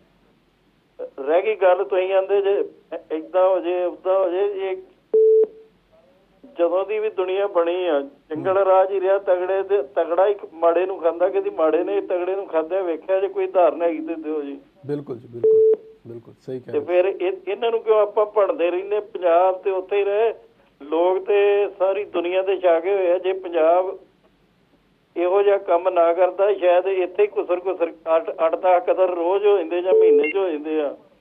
ਲੋਕਾਂ ਕਿੱਲੇ 2-2 ਕਿੱਲੇ 4-4 ਕਿੱਲੇ ਜ਼ਮੀਨ ਰਹਿ ਗਈ, ਉੱਥੇ ਹੀ ਵੱਢ ਕੇ ਜੇਲਾਂ ਭਰੀ ਜਾਣੀਆਂ। ਹੁਣ ਚਲੋ ਬਾਹਰ ਨਿਕਲਿਆ, ਕੰਮ ਕਰਦੇ ਆ, ਪੈਸਾ ਘਲਾਉਂਦੇ, ਇੱਥੇ ਖੁਸ਼ਹਾਲ ਨੇ ਲੋਕੀ। ਧੰਨਵਾਦ ਤੁਹਾਡਾ ਜੀ। ਜੀ ਸ਼ੁਕਰੀਆ, ਧੰਨਵਾਦ ਜੀ। ਸਾਡੇ ਨਾਲ ਇੱਕ ਹੋਰ ਕਾਲਰ ਜੁੜ ਗਏ ਨੇ, ਸਵਾਗਤ ਹੈ। ਕੀ ਨਾਮ ਹੈ, ਕਿੱਥੋਂ ਬੋਲ ਰਹੇ ਹੋ ਜੀ? ਸਤਿ ਸ਼੍ਰੀ ਅਕਾਲ ਜੀ, ਪਿਆਰਾ ਸਿੰਘ ਬੋਲ ਰਿਹਾ ਜੀ। ਸਤਿ ਸ਼੍ਰੀ ਅਕਾਲ ਪਿਆਰਾ ਸਿੰਘ। ਹਾਂਜੀ ਜਨਾਬ, ਆਪ ਜੀ ਦੇ ਚੈਨਲ ਤੋਂ ਨਾ ਇੱਕ ਖਬਰ ਦਿਖਾਈ ਜਾ ਰਹੀ ਸੀ, ਸਰ ਸਰਜੀਤ ਸਿੰਘ ਰੱਖੜ ਦੀ ਦਰਬਾਰ ਸਾਹਿਬ ਵਾਸਤੇ ਅਨਾਜ ਭੇਜ ਰਹੇ ਆ। ਜੀ ਉਹ ਬਿਲਕੁਲ। ਦੇਖੋ ਕਿੱਦਾਂ ਇੱਕ ਦੂਜੇ ਤੋਂ ਉੱਤੇ ਚੜ੍ਹ ਕੇ ਫੋਟੋ ਖਿਚਾ ਰਹੇ ਨੇ। ਜੇਕਰ ਉਹਨਾਂ ਦਾ ਇਹ ਹਾਲ ਹੈ ਤੇ ਆਮ ਪਬਲਿਕ ਤੋਂ ਇਹਦਾ ਕੀ ਅਸਰ ਪਵੇਗਾ? ਬਿਲਕੁਲ ਬਿਲਕੁਲ। ਬਾਕੀ ਢਿੱਲੋਂ ਸਾਹਿਬ, ਅਸੀਂ ਪੰਜਾਬ ਵਿੱਚ ਨਾ ਇੱਕ ਦੂਸਰੇ ਤੋਂ ਅੱਗੇ ਹੋ ਕੇ ਲੰਗਰ ਲਾ ਕੇ, ਰਾਸ਼ਨ ਵੰਡ ਕੇ, ਫੋਟੋ ਖਿਚਵਾ ਕੇ ਵਾਹਵਾ ਖੱਟ ਰਹੇ ਹਨ। ਅਸੀਂ ਉਹਨਾਂ ਨੂੰ ਵੀ ਰਾਸ਼ਨ ਧੱਕੇ ਨਾਲ ਦੇ ਰਹੇ ਹਾਂ ਜਿਨ੍ਹਾਂ ਨੂੰ ਲੋੜ ਵੀ ਨਹੀਂ ਹੈ। ਤੇ ਅਸੀਂ ਆਪਣੇ ਡਰਾਈਵਰ ਭਰਾਵਾਂ ਦਾ, ਖਾਸ ਕਰਕੇ ਟਰੱਕ ਵਾਲੇ ਵੀਰਾਂ ਦਾ, ਜਿਹੜੇ ਕਿ ਅਲੱਗ-ਅਲੱਗ ਸੂਬਿਆਂ 'ਚ ਫਸੇ ਹਨ, ਉਹਨਾਂ ਦੀ ਖਬਰ ਵੀ ਕਦੇ ਲਈ ਨਹੀਂ ਆਈ। ਜਿਹੜੇ ਕਿ ਉਹਨਾਂ ਨਾਲ ਇੰਨੀ ਮਾੜੀ ਹੋ ਰਹੀ ਆ ਕਿ ਜਿਹਨਾਂ ਨੂੰ ਪਾਣੀ ਤਾਂ ਫ੍ਰੀ ਕੀ ਮਿਲਣਾ, 100 ਰੁਪਏ ਦੀ ਪਾਣੀ ਦੀ ਬੋਤਲ ਮਿਲਦੀ ਹੈ, ਨਹਾਉਣ ਨੂੰ ਪਾਣੀ ਨਹੀਂ ਹੈ, ਖਾਣ ਨੂੰ ਰੋਟੀ ਨਹੀਂ ਹੈ, ਗਰਮੀ ਦਾ ਸੀਜ਼ਨ ਹੈ, ਉੱਤੋਂ ਉਹਨਾਂ ਟਰੱਕਾਂ ਨੂੰ ਲੁੱਟਿਆ ਜਾ ਰਿਹਾ। ਕਿਆ ਉਹ ਕਿਸੇ ਸੰਸਥਾ ਨੂੰ, ਸਮਾਜ ਸੇਵੀ ਨੂੰ, ਸਰਕਾਰ ਨੂੰ, ਕਿਸੇ ਨੂੰ ਦਿਖ ਰਿਹਾ? ਬਾਕੀ ਜੋ ਕੇਂਦਰ ਸਰਕਾਰ ਲੋਕਾਂ ਨੂੰ ਬੁੱਧੂ ਬਣਾ ਰਹੀ ਆ, ਆਪਾਂ ਬਣ ਰਹੇ ਆ। ਸ਼ਰਮ ਦੀ ਗੱਲ ਹੈ, ਸੋਚਣ ਦੀ ਲੋੜ ਹੈ, ਦੇਸ਼ ਕਿੱਧਰ ਨੂੰ ਜਾ ਰਿਹਾ ਹੈ। ਬਾਕੀ ਢਿੱਲੋਂ ਸਾਹਿਬ ਜਿਹੜੇ ਮਨ ਕੀ ਬਾਤ ਨੇ ਝੂਠ ਦਾ ਹਲਵਾ ਬਣਾ ਰੱਖਿਆ ਹੈ, ਉਸਦਾ ਆਪਾਂ ਵੀ ਥੋੜਾ ਸਵਾਦ ਦੱਸੋ ਕਿਸ ਤਰ੍ਹਾਂ ਦਾ ਹੈ, ਕਿਉਂਕਿ ਮਗਰ ਹੋਰ ਵੀ ਲੂਣ ਵਾਲੇ ਪਕੌੜੇ ਵਗੈਰਾ ਵੀ ਆਣੇ ਆ ਤੇ ਆਪਾਂ ਆਤਮ ਨਿਰਭਰ ਦੀ ਗੱਲ ਕਰਨੀ ਆ।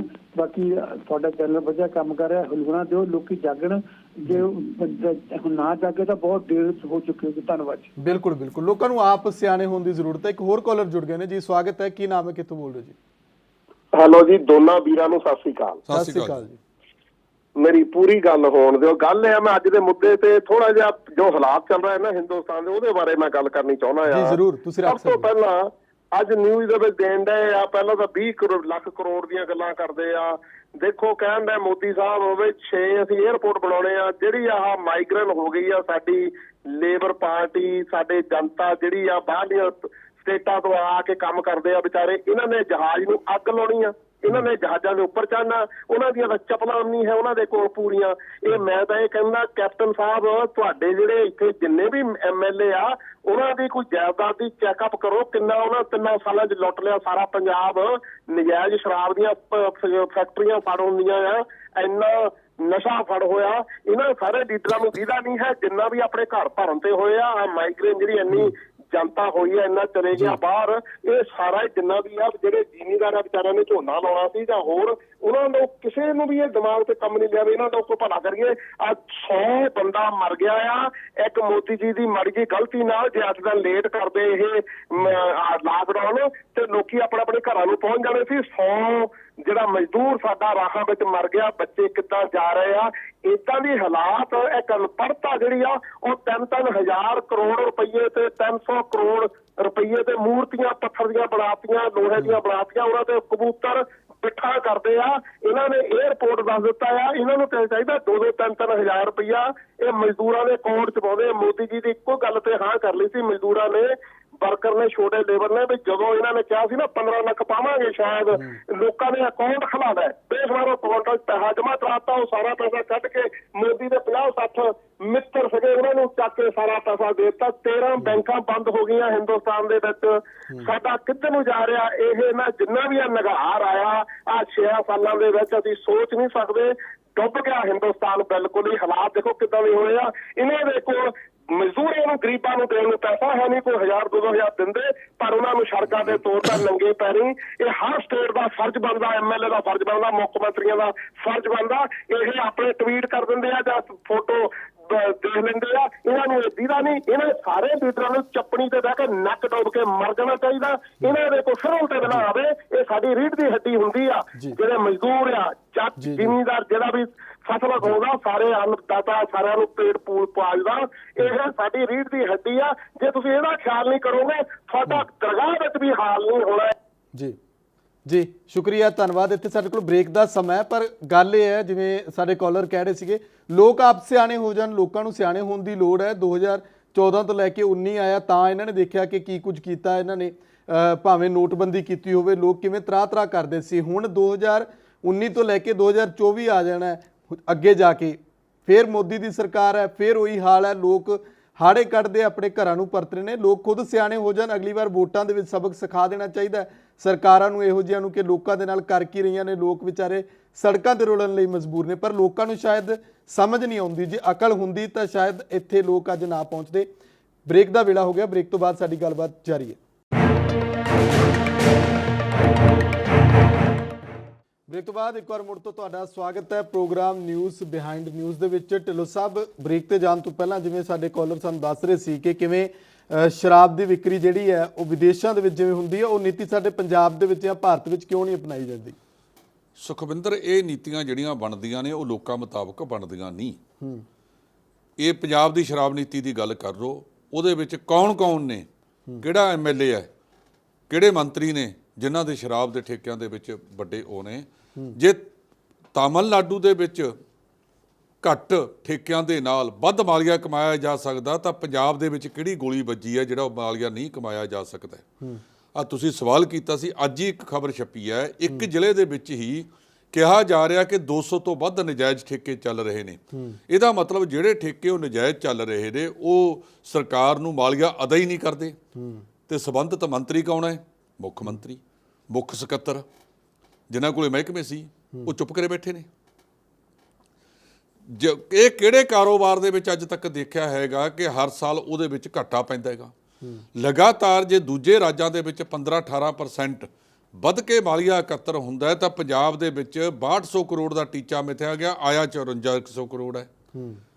7 ਦਿਨਾਂ ਨੂੰ ਤੁਸੀਂ ਦੋਸ਼ੀ ਤਾਂ ਨਾ ਠਹਿਰਾਓ ਵੀ 23 ਤਰੀਕ ਨੂੰ ਲਾਕਡਾਊਨ ਲੱਗ ਗਿਆ, 23 ਤਰੀਕ ਨੂੰ ਠੇਕੇ ਤਾਂ ਨਹੀਂ ਬੰਦ ਕੀਤੇ ਸੀ, ਲੋਕ ਫਿਰ ਵੀ ਲੈ ਕੇ ਆਉਂਦੇ ਸੀ। 7 ਦਿਨਾਂ ਦੇ ਨਾਲ ਤੁਸੀਂ ਕਹਿ ਰਹੇ ਹੋ ਕਿ ਸਾਨੂੰ ਐਡਾ ਵੱਡਾ ਘਾਟਾ ਪੈ ਗਿਆ। ਇਹ ਤਾਂ ਮੰਨਿਆ ਜਾ ਸਕਦਾ ਕਿਉਂਕਿ ਪਰ ਹੁਣ ਵੀ ਲਗਾਤਾਰ ਜਿਹੜੀਆਂ ਸ਼ਰਾਬ ਦੀਆਂ ਫੈਕਟਰੀਆਂ ਨੇ ਪੰਜਾਬ ਦੇ ਵਿੱਚ ਚਿੱਟੇ ਦਿਨ ਚੱਲ ਰਹੀਆਂ ਨੇ। ਉਹ ਕਿਉਂ ਚੱਲ ਰਹੀਆਂ ਨੇ? ਹੁਣ ਥੋੜਾ ਜਿਹਾ ਮੁੱਖ ਮੰਤਰੀ ਸਾਹਿਬ ਕਹਿੰਦੇ ਆ ਵੀ ਸਖਤੀ ਕੀਤੀ ਹੈ, ਉਹ ਸਖਤੀ ਦਾ ਕਿੰਨਾ ਕੁ ਅਸਰ ਹੋਵੇਗਾ? ਕਹਿੰਦੇ ਵੀ ਇਲਾਕੇ ਦਾ DSP ਜ਼ਿੰਮੇਵਾਰ ਹੋਵੇਗਾ, SHO ਜ਼ਿੰਮੇਵਾਰ ਹੋਵੇਗਾ, ਤੇ ਆਬਕਾਰੀ ਵਿਭਾਗ ਵਾਲੇ ਕਿੱਥੇ ਬੈਠੇ ਨੇ? ਬਿਲਕੁਲ, ਜਿਨ੍ਹਾਂ ਨੇ ਇਹ ਸਾਰਾ ਕੁਝ ਦੇਖਣਾ ਉਹ ਜ਼ਿੰਮੇਵਾਰ ਕਿਉਂ ਨਾ ਹੋਵੇ? ਨਾਲ ਜਿਨ੍ਹਾਂ ਦੀ ਮਿਲੀ ਭੁਗਤ ਦੇ ਨਾਲ, ਜਿਨ੍ਹਾਂ ਦਾ ਪੁਲਿਸ ਨੂੰ ਹੋਰ 35 ਕੰਮ ਨੇ। DSP ਦੀ ਜਿਹੜੀ ਨਿਯੁਕਤੀ ਆ ਕੌਣ ਕਰਾਉਂਦਾ ਹੈ? MLA। SHO ਦੀ ਨਿਯੁਕਤੀ ਕੌਣ ਕਰਾਉਂਦਾ ਹੈ? MLA। ਜੇ ਇਹ ਲੋਕ ਉਹਨਾਂ ਦੀਆਂ ਨਿਯੁਕਤੀਆਂ ਕਰਾਉਂਦੇ ਨੇ, ਅੱਜ ਕੋਈ ਬੰਦਾ ਕਿਸੇ ਦਾ ਮਾਈ ਬਾਪ ਹੈ ਤਾਂ ਉਹਦੇ ਖਿਲਾਫ ਕਿਵੇਂ ਕਾਰਵਾਈ ਕਰੇਗਾ? ਇਹ ਗੱਲ ਸੋਚਣ ਵਾਲੀ ਹੈ। ਜਾਂ ਤਾਂ ਪਿਛਲੇ ਤਰੀਕੇ ਦੇ ਨਾਲ ਕਰ ਦਿਓ, ਕਾਰਗੁਜ਼ਾਰੀ ਦੇ ਆਧਾਰ ਤੇ MLAਆਂ ਦੀ ਰਿਕਮੈਂਡੇਸ਼ਨ ਬੰਦ ਕਰੋ, ਜਿਵੇਂ ਪਹਿਲਾਂ ਹੁੰਦਾ ਸੀ। ਜੇ ਕੋਈ ਥਾਣੇ 'ਚ ਕੋਈ SHO ਲੱਗਦਾ ਸੀ ਤਾਂ 3 ਸਾਲ ਵਾਸਤੇ ਤਾਇਨਾਤੀ ਹੁੰਦੀ ਸੀ। ਅੱਜ ਕੱਲ੍ਹ ਹੈ ਉਹ? ਬਿਲਕੁਲ, ਗੱਲ ਤਾਂ ਹੋਈ ਹੈ ਨਾ ਢਿੱਲੋਂ ਸਾਹਿਬ, ਕਸੂਰ ਜਿਹੜਾ ਪਿਓ ਦਾ ਹੋਵੇ ਤੇ ਫੜ ਲਓ ਪੁੱਤਰ। ਸਾਡੇ ਨਾਲ ਕਾਲਰ ਜੁੜ ਗਏ ਨੇ, ਸਵਾਗਤ ਹੈ। ਕੀ ਨਾਮ ਹੈ, ਕਿੱਥੋਂ ਬੋਲ ਰਹੇ ਹੋ ਜੀ? ਹੈਲੋ, ਹਾਂਜੀ, ਸਤਿ ਸ੍ਰੀ ਅਕਾਲ ਜੀ। ਹੈਲੋ ਹੈਲੋ ਹੈਲੋ ਹੈਲੋ ਜੀ ਜੀ, ਤੁਹਾਡੀ ਆਵਾਜ਼ ਆ ਰਹੀ ਸਾਡੇ ਕੋਲ। ਹਾਂਜੀ, ਸਤਿ ਸ੍ਰੀ ਅਕਾਲ ਜੀ। ਢਿੱਲੋਂ ਵੀਰ ਜੀ, ਮੈਂ ਇੱਕ ਕੁਐਸਚਨ ਕਰਨਾ ਆ ਕਿ ਮੋਦੀ ਸਾਹਿਬ ਜੀ ਇਕੱਲੀ ਗੱਲਾਂ ਦਾ ਕੜਾਹ ਬਣਾਈ ਜਾਂਦੇ ਆ ਕਿ ਲੋਕਾਂ ਨੂੰ ਲੋਲੀਪੌਪ ਦੇਈ ਜਾਂਦੇ ਆ। ਇੰਨੇ ਕਰੋੜਾਂ ਅਰਬਾਂ ਰੁਪਈਆ ਇਕੱਠਾ ਕਰਿਆ, ਇਹਨਾਂ ਲੋਕਾਂ ਦੇ ਖਾਤਿਆਂ 'ਚ ਪਾਇਆ ਕਿ ਗਰੀਬ ਮਜ਼ਦੂਰਾਂ ਨੂੰ ਦਿੱਤਾ ਕੀ ਉਹਨੇ? ਇਹਦੇ ਬਾਰੇ ਥੋੜਾ ਚਾਨਣਾ ਪਾਵੋ ਵੀ ਇਹਨਾਂ ਦੇ ਗਰੀਬਾਂ ਦੇ ਖਾਤਿਆਂ 'ਚ ਕਿੰਨੇ ਲੱਖ, ਕਿੰਨੇ ਹਜ਼ਾਰ ਜਾਂ ਕਿੰਨੇ ਜਿੱਦਾਂ ਕੈਨੇਡਾ ਅਮਰੀਕਾ ਦੀਆਂ ਸਰਕਾਰਾਂ ਆਮ ਲੋਕਾਂ ਦੇ ਅਕਾਊਂਟਾਂ 'ਚ ਪੈਸੇ ਪਾ ਰਹੀਆਂ। $2,000 ਪਾ ਰਹੀ ਆ ਕੈਨੇਡਾ, ਅਮਰੀਕਾ ਪਾ ਰਹੀ $1,200 30-30 ਪਾ ਰਹੀ ਆ। ਤੇ ਇਹ ਕੀ ਦੇ ਰਹੇ ਆ? ਇਹਨਾਂ ਨੇ ਕੀ ਅੱਜ ਅਨਾਉਂਸ ਕੀਤਾ ਵੀ ਅਸੀਂ 5 ਕਿਲੋ ਕਣਕ ਦੇਵਾਂਗੇ ਤੇ ਕਿਲੋ ਛੋਲੇ ਦੇਵਾਂਗੇ। ਇਹ ਗਰੀਬਾਂ ਦਾ ਮਜ਼ਾਕ ਨਹੀਂ ਕਰਦੇ? ਇਹਦੇ ਬਾਰੇ ਥੋੜਾ ਚਾਨਣਾ ਪਾਵੋ, ਇਹ ਲੋਕਾਂ ਨੂੰ ਕੀ ਦੇ ਰਹੇ ਆ? ਜੀ ਜੀ, ਸ਼ੁਕਰੀਆ। ਸਾਡੇ ਨਾਲ ਕਾਲਰ ਸੀਗੇ, ਉਹ ਕਹਿੰਦੇ ਕਿ ਇਹ ਗਰੀਬਾਂ ਦੇ ਨਾਲ ਮਜ਼ਾਕ ਕਰ ਰਹੇ ਨੇ। ਦੇ ਕੀ ਰਹੇ ਨੇ ਗਰੀਬਾਂ ਨੂੰ? ਮੋਦੀ ਸਰਕਾਰ ਨੇ ਕੋਈ ਖਾਤਿਆਂ ਦੇ ਵਿੱਚ ਕੁਝ ਪਾਇਆ? ਉਹ ਆਪਾਂ ਪਹਿਲਾਂ ਹੀ ਗੱਲ ਕਰ ਚੁੱਕੇ ਹਾਂ ਕਿ ਖਾਤਿਆਂ 'ਚ ਕੁਝ ਨਹੀਂ ਪਾਇਆ। ਜਿਹੜਾ 500-400 ਕਿਸੇ ਦੇ ਖਾਤੇ 'ਚ ਆਇਆ ਜਨ ਧਨ ਯੋਜਨਾ ਦੇ ਵਿੱਚ, ਜਿਹੜੇ ਲੇਬਰ ਵਾਲੇ ਜਿਹੜੇ ਰਜਿਸਟਰਡ ਨੇ, ਕਈਆਂ ਨੇ ਆਪਣੇ ਕਾਰਡ ਵੀ ਰੀਨਿਊ ਨਹੀਂ ਕਰਾਏ, ਉਹਨਾਂ ਦੇ ਖਾਤਿਆਂ 'ਚ ਪਿਆ ਨਹੀਂ। ਜਿਨ੍ਹਾਂ ਦੇ ਪਿਆ ਉਹ ਵਿਚਾਰੇ ਉਹ ਮਤਲਬ ਉਸ ਨਾਲ ਗੁਜ਼ਾਰਾ ਤਾਂ ਕਰ ਰਹੇ ਨੇ, ਪਰ ਜਿਨ੍ਹਾਂ ਦੇ ਨਹੀਂ ਪਿਆ ਉਹਨਾਂ ਦਾ ਕੀ ਬਣਦਾ? ਪਹਿਲੀ ਗੱਲ ਤਾਂ ਜੀ ਇਹਨਾਂ ਨੇ ਕੀਤਾ ਕਿ 500 ਰੁਪਈਆ ਅਸੀਂ ਮਜ਼ਦੂਰਾਂ ਦੇ ਖਾਤੇ 'ਚ ਪਾ ਰਹੇ ਹਾਂ। 500 ਰੁਪਏ ਨਾਲ ਢਿੱਲੋਂ ਸਾਹਿਬ ਬਣਦਾ ਕੀ? 500 ਰੁਪਈਏ ਦੇ ਪਿੱਛੇ ਕਿੱਡੀਆਂ ਲੰਬੀਆਂ ਲਾਈਨਾਂ ਲੱਗੀਆਂ। ਕਿੰਨੇ ਦੇਰ ਪਾਉਣਾ? 3 ਮਹੀਨੇ ਪਾਉਣਾ। 3 ਮਹੀਨੇ ਪਾਉਣਾ। ਜੇ 3 ਮਹੀਨੇ ਪਾਉਣਾ, ਤੁਸੀਂ ਰਾਜ ਚੁਣ ਲਓ, ਘੱਟੋ ਘੱਟ 1500 ਤਾਂ ਉਹਦੇ ਖਾਤੇ 'ਚ ਪਾ ਦਿਓ।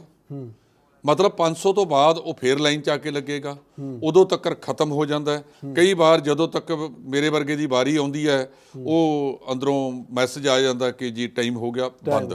ਕਈ ਸੱਜਣ ਇਹੋ ਜਿਹੇ ਵੀ ਦੇਖੇ ਗਏ ਜਿਹੜੇ 3-3 ਵਾਰੀ ਲਗਾਤਾਰ ਲਾਈਨ 'ਚ ਜਾ ਕੇ ਲੱਗੇ ਪਰ ਉਹਨਾਂ ਦੀ ਵਾਰੀ ਨਹੀਂ ਆਈ।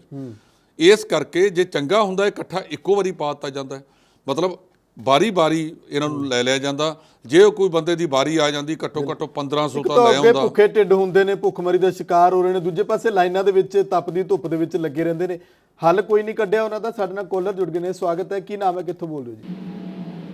ਹੈਲੋ ਹਾਂਜੀ ਭਾਈ, ਸਤਿ ਸ਼੍ਰੀ ਅਕਾਲ ਜੀ। ਸਤਿ ਸ਼੍ਰੀ ਅਕਾਲ ਜੀ ਭਾਈ, ਮੈਂ ਐਕਚੁਅਲੀ ਕੁਐਸਚਨ ਮੇਰਾ ਇਹ ਆ ਕਿ ਆਪਾਂ ਮੀਡੀਆ ਸਾਰਾ ਜਿਆਦਾ ਕੋਈ ਮੰਤਰੀ ਕੁਝ ਵੀ ਹੈ ਨਾ, ਆਪਾਂ ਮੀਡੀਆ ਤੇ ਦੱਸ ਰਹੇ ਆ ਕਿ ਆਪਣੀ ਲੇਬਰ ਜਾ ਰਹੀ ਘਰਾਂ ਨੂੰ। ਪਲੀਜ਼ ਰਿਕੁਐਸਟ ਇਹ ਆ ਕਿ ਆਪਣੇ ਪੰਜਾਬ ਵਾਲਿਆਂ ਨੂੰ ਥੋੜਾ ਬੜਾ ਸੋਚਣਾ ਚਾਹੀਦਾ। ਇਸੇ ਲੇਬਰ ਨੇ ਆਪਣੇ ਘਰੇ ਕੋਈ ਪ੍ਰੋਬਲਮ ਆ ਰਹੀ ਹੈ ਪਿੱਛੋਂ ਨੈਟਵਰਕ ਦੇ ਵਿੱਚ, ਜਿਵੇਂ ਕਿ ਆਪਾਂ ਦੱਸਿਆ ਕਿ ਕਿਵੇਂ ਮਜ਼ਦੂਰ ਜਿਹੜੇ ਨੇ ਉਹ ਰੁਲਦੇ ਨੇ ਬੈਂਕਾਂ ਦੇ ਬਾਹਰ, ਜਿਹੜਾ ਉਹਨਾਂ ਨੂੰ ਦਿੱਕਤ ਪਰੇਸ਼ਾਨੀ ਆ ਰਹੀ ਹੈ। ਮਜ਼ਦੂਰ ਜਿਹੜਾ ਹੈਗਾ ਸੁਖਮਿੰਦਰ ਹਰ ਥਾਂ ਤੇ ਰੁਲ ਰਿਹਾ, ਭਾਵੇਂ ਉਹ ਬੈਂਕਾਂ ਦੇ ਬਾਹਰ ਹੈ ਜਾਂ ਉਹ ਲਗਾਤਾਰ ਆਪਦੇ ਪ੍ਰਦੇਸ਼ਾਂ ਨੂੰ ਜਾ ਰਿਹਾ ਹੈਗਾ। ਰਸਤੇ ਦੇ ਵਿੱਚ ਟਰੱਕ ਚੜ੍ਹ ਰਹੇ ਨੇ, ਰੇਲਾਂ ਦੀਆਂ ਪਟੜੀਆਂ ਦੇ ਉੱਤੇ ਉਹਨਾਂ ਦੇ ਗਲ ਕੱਟੇ ਗਏ, ਜਮਨਾ ਨਦੀ ਜਾਂ ਹੋਰ ਨਦੀਆਂ ਦੇ ਵਿੱਚ ਦੀ ਉਹਨਾਂ ਦੇ ਵਹਾਅ ਦੇ ਵਿੱਚ ਦੀ ਜਾ ਰਹੇ ਨੇ। ਕਿਸੇ ਵੇਲੇ ਇਹ ਵੀ ਆਏਗਾ, ਅਜੇ ਤੱਕ ਟੀਵੀ ਦੇ ਉੱਤੇ ਇਹਨਾਂ ਨੂੰ ਦਿਸਿਆ ਨਹੀਂ, ਬਿਲਕੁਲ ਕਦੇ ਇਹ ਵੀ ਆਏਗਾ ਕਿ ਪਿੱਛੋਂ ਪਾਣੀ ਦੀ ਝੱਲ ਜਿਹੜੀ ਹੈ ਛੱਲ ਵੱਧ ਆ ਗਈ ਤੇਜ਼ੀ ਦੇ ਨਾਲ ਤੇ ਉਹ ਇਹਨਾਂ ਮਜ਼ਦੂਰਾਂ ਨੂੰ ਰੋੜ ਕੇ ਲੈ ਗਈ। ਇਹਨਾਂ ਮਜ਼ਦੂਰਾਂ ਦੇ ਵਿੱਚ ਜਿਹੜੀ ਇਹ ਬਗਾਨਗੀ ਦਾ ਰਾਹ ਪਿਆ ਹੋਇਆ ਹੈਗਾ। ਇੱਕ ਪਾਸੇ ਜੋਗੀ ਆਦਿੱਤਿਆਨਾਥ ਕਹਿ ਰਿਹਾ ਕਿ ਮੈਂ ਇਹ ਵੜਨ ਨਹੀਂ ਦੇਣੇ, ਇਹਨਾਂ ਨੂੰ ਸਖਤੀ ਕੀਤੀ ਜਾਵੇ। ਤੁਸੀਂ ਠੰਡੇ ਕਮਰਿਆਂ ਦੇ ਵਿੱਚ ਬੈਠ ਕੇ ਸਖਤੀਆਂ ਕਰਦੇ ਹੋ, ਪਰ ਫਿਰ ਵੀ ਇਹ ਜਿਹੜੇ ਲਗਾਤਾਰ ਸੜਕਾਂ ਦੇ ਉੱਤੇ ਤੁਰੇ ਹੀ ਜਾ ਰਹੇ ਨੇ। ਜਿਹੜੀਆਂ ਅੱਜ ਰੇਲਾਂ ਨੇ ਉਹਨਾਂ ਦੇ ਵਿੱਚ ਇਤਿਹਾਤ ਵਰਤ ਕੇ ਭੇਜਣਾ। ਜੇ ਇਹਨਾਂ ਨੂੰ ਇਕੱਠਿਆਂ ਰੂਪ ਦੇ ਵਿੱਚ ਭੇਜਣਾ ਹੁੰਦਾ ਤਾਂ ਅੱਜ ਨੂੰ ਮੇਰਾ ਖਿਆਲ ਹੈ ਵੀ ਲੱਖਾਂ ਦੇ ਵਿੱਚ ਚੱਲ ਜਾਂਦੇ, ਜਿਵੇਂ ਪਹਿਲਾਂ ਹੀ ਛੱਤਾਂ ਦੇ ਉੱਤੇ ਬੈਠ ਕੇ ਆਇਆ ਕਰਦੇ ਆ। ਉਹ ਮਜ਼ਦੂਰ ਜਿੱਥੋਂ ਚੱਲਿਆ, ਜਿਵੇਂ ਕਿਹਾ ਗਿਆ ਕਿ ਜਿਹਦੀ ਮੌਤ ਹੈ ਉਹਦੇ ਬਾਰੇ ਨਿਸ਼ਚਿਤ ਹੈ, ਉਹਦਾ ਸਥਾਨ ਨਿਸ਼ਚਿਤ ਹੈ, ਸਮਾਂ ਨਿਸ਼ਚਿਤ ਹੈ।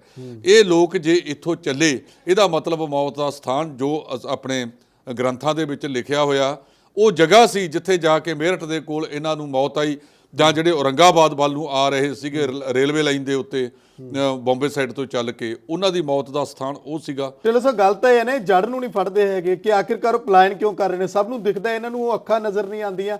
ਉਹ ਵਿਚਾਰੇ ਅਖਬਾਰਾਂ ਦੇ ਵਿੱਚ ਸੁਰਖੀਆਂ ਲੱਗਦੀਆਂ, ਅਖਬਾਰਾਂ ਵੀ ਇਹ ਗੱਲ ਕਹਿੰਦੇ ਕਿ ਅਸੀਂ ਹੈਡਿੰਗ ਨਹੀਂ ਦੇ ਸਕਦੇ। ਮਜ਼ਦੂਰਾਂ ਦੀਆਂ ਅੱਖਾਂ ਦੇਖਣ, ਅੱਖਾਂ ਪਛਾਣਨ, ਦੇਖਣਾ ਚਾਹੀਦਾ ਇਹਨਾਂ ਦੇ ਵਿੱਚ ਦਰਦ ਕੀ ਹੈ, ਇਹ ਕਿਸ ਗੱਲ ਦੀ ਮੰਗ ਕਰਦੇ ਨੇ। ਸਾਡੇ ਨਾਲ ਕਾਲਰ ਜੁੜ ਗਏ ਨੇ, ਸਵਾਗਤ ਹੈ ਜੀ। ਕੀ ਨਾਮ ਹੈ, ਕਿੱਥੋਂ ਬੋਲ ਰਹੇ ਹੋ? ਜੀ ਸਵਾਗਤ ਹੈ, ਤੁਹਾਡੀ ਆਵਾਜ਼ ਆ ਰਹੀ ਸਾਡੇ ਤੱਕ। ਹਾਂ ਜੀ, ਸਤਿ ਸ਼੍ਰੀ ਅਕਾਲ। ਸਤਿ ਸ਼੍ਰੀ ਅਕਾਲ ਜੀ। ਮੈਂ ਇੱਥੋਂ ਬੋਲ ਰਿਹਾ ਕੈਨੇਡਾ ਬੈਂਕ ਤੋਂ, ਗੁਰਚਰਨ ਸਿੰਘ ਮੇਰਾ ਨਾਮ ਆ। ਜੀ ਗੁਰਚਰਨ ਜੀ। ਯਾਰ ਆਪ ਜੋ ਟੀਵੀ ਤੇ ਦੇਖਣ ਦੇ ਉਹ ਅੱਜ ਆਪਣੇ ਲੇਬਰ ਦਾ ਤਿਉਹਾਰ ਹੋਣ ਡਿਆ ਆ, ਇਹ ਦੁਨੀਆ ਦੀ ਪੰਜਵੀਂ ਇਹ ਤਾਂ ਦੇਖਣ ਨੂੰ ਲੱਗਦਾ ਵੀ ਇਹ ਮੇਰਾ ਕਹਿੰਦਾ 150 ਤੋਂ ਵੀ ਥੱਲੇ ਚੱਲ ਗਈ ਪਾਵਰ। ਇਹ ਕਿੱਦਾਂ ਇੰਡੀਆ ਦੀ ਪੰਜਵੀਂ ਪਾਵਰ ਹੋ ਸਕਦੀ ਹੈ? ਤੇ ਕੋਈ ਲੋਕਾਂ ਦਾ ਕੀ ਹਾਲ ਹੋਇਆ, ਭੁੱਖੇ ਮਰਨ ਡਏ ਆ ਲੋਕਾਂ, ਕੋਈ ਟ੍ਰੇਨਾਂ ਦਾ ਸਿਸਟਮ ਨਹੀਂ ਕਿਤੇ ਆਉਣ ਜਾਂਦਾ। ਇਹ ਲੇਬਰ ਨੂੰ ਉੱਥੇ ਰੱਖਣ ਦਾ ਇਹਨਾਂ ਨੂੰ ਫਿਰ ਲੇਬਰ ਚਾਹੀਦੀ ਹੈ 2-4 ਵੀਕ ਦੇ ਬਾਅਦ, 6 ਵੀਕਾਂ ਬਾਅਦ। ਇਸ ਲੇਬਰ ਨੇ ਮੁੜ ਕੇ ਫਿਰ ਕੰਮ ਕਰਨਾ, ਇਹਨਾਂ ਨੂੰ ਕਿਉਂ ਇਹ ਭਜਾਉਂਦੇ ਹੋ, ਕਿਉਂ ਬਣਾਉਂਦੇ? ਇਹਦੇ ਬਾਰੇ ਦੱਸੋ ਜੀ, ਦੇ ਪੰਜਵੀਂ ਪਾਵਰ ਜਿਹੜੀ ਏਡੀ ਵੱਡੀ ਬਣੀ ਹੈ। ਜੀ ਬਿਲਕੁਲ, ਗੱਲਬਾਤ ਉਸੇ ਤੇ ਜਾਰੀ ਸੀ। ਆਬਾਦੀ ਦੇ ਮੁਤਾਬਕ ਅਸੀਂ ਪੰਜਵੀਂ ਪਾਵਰ ਹੈ।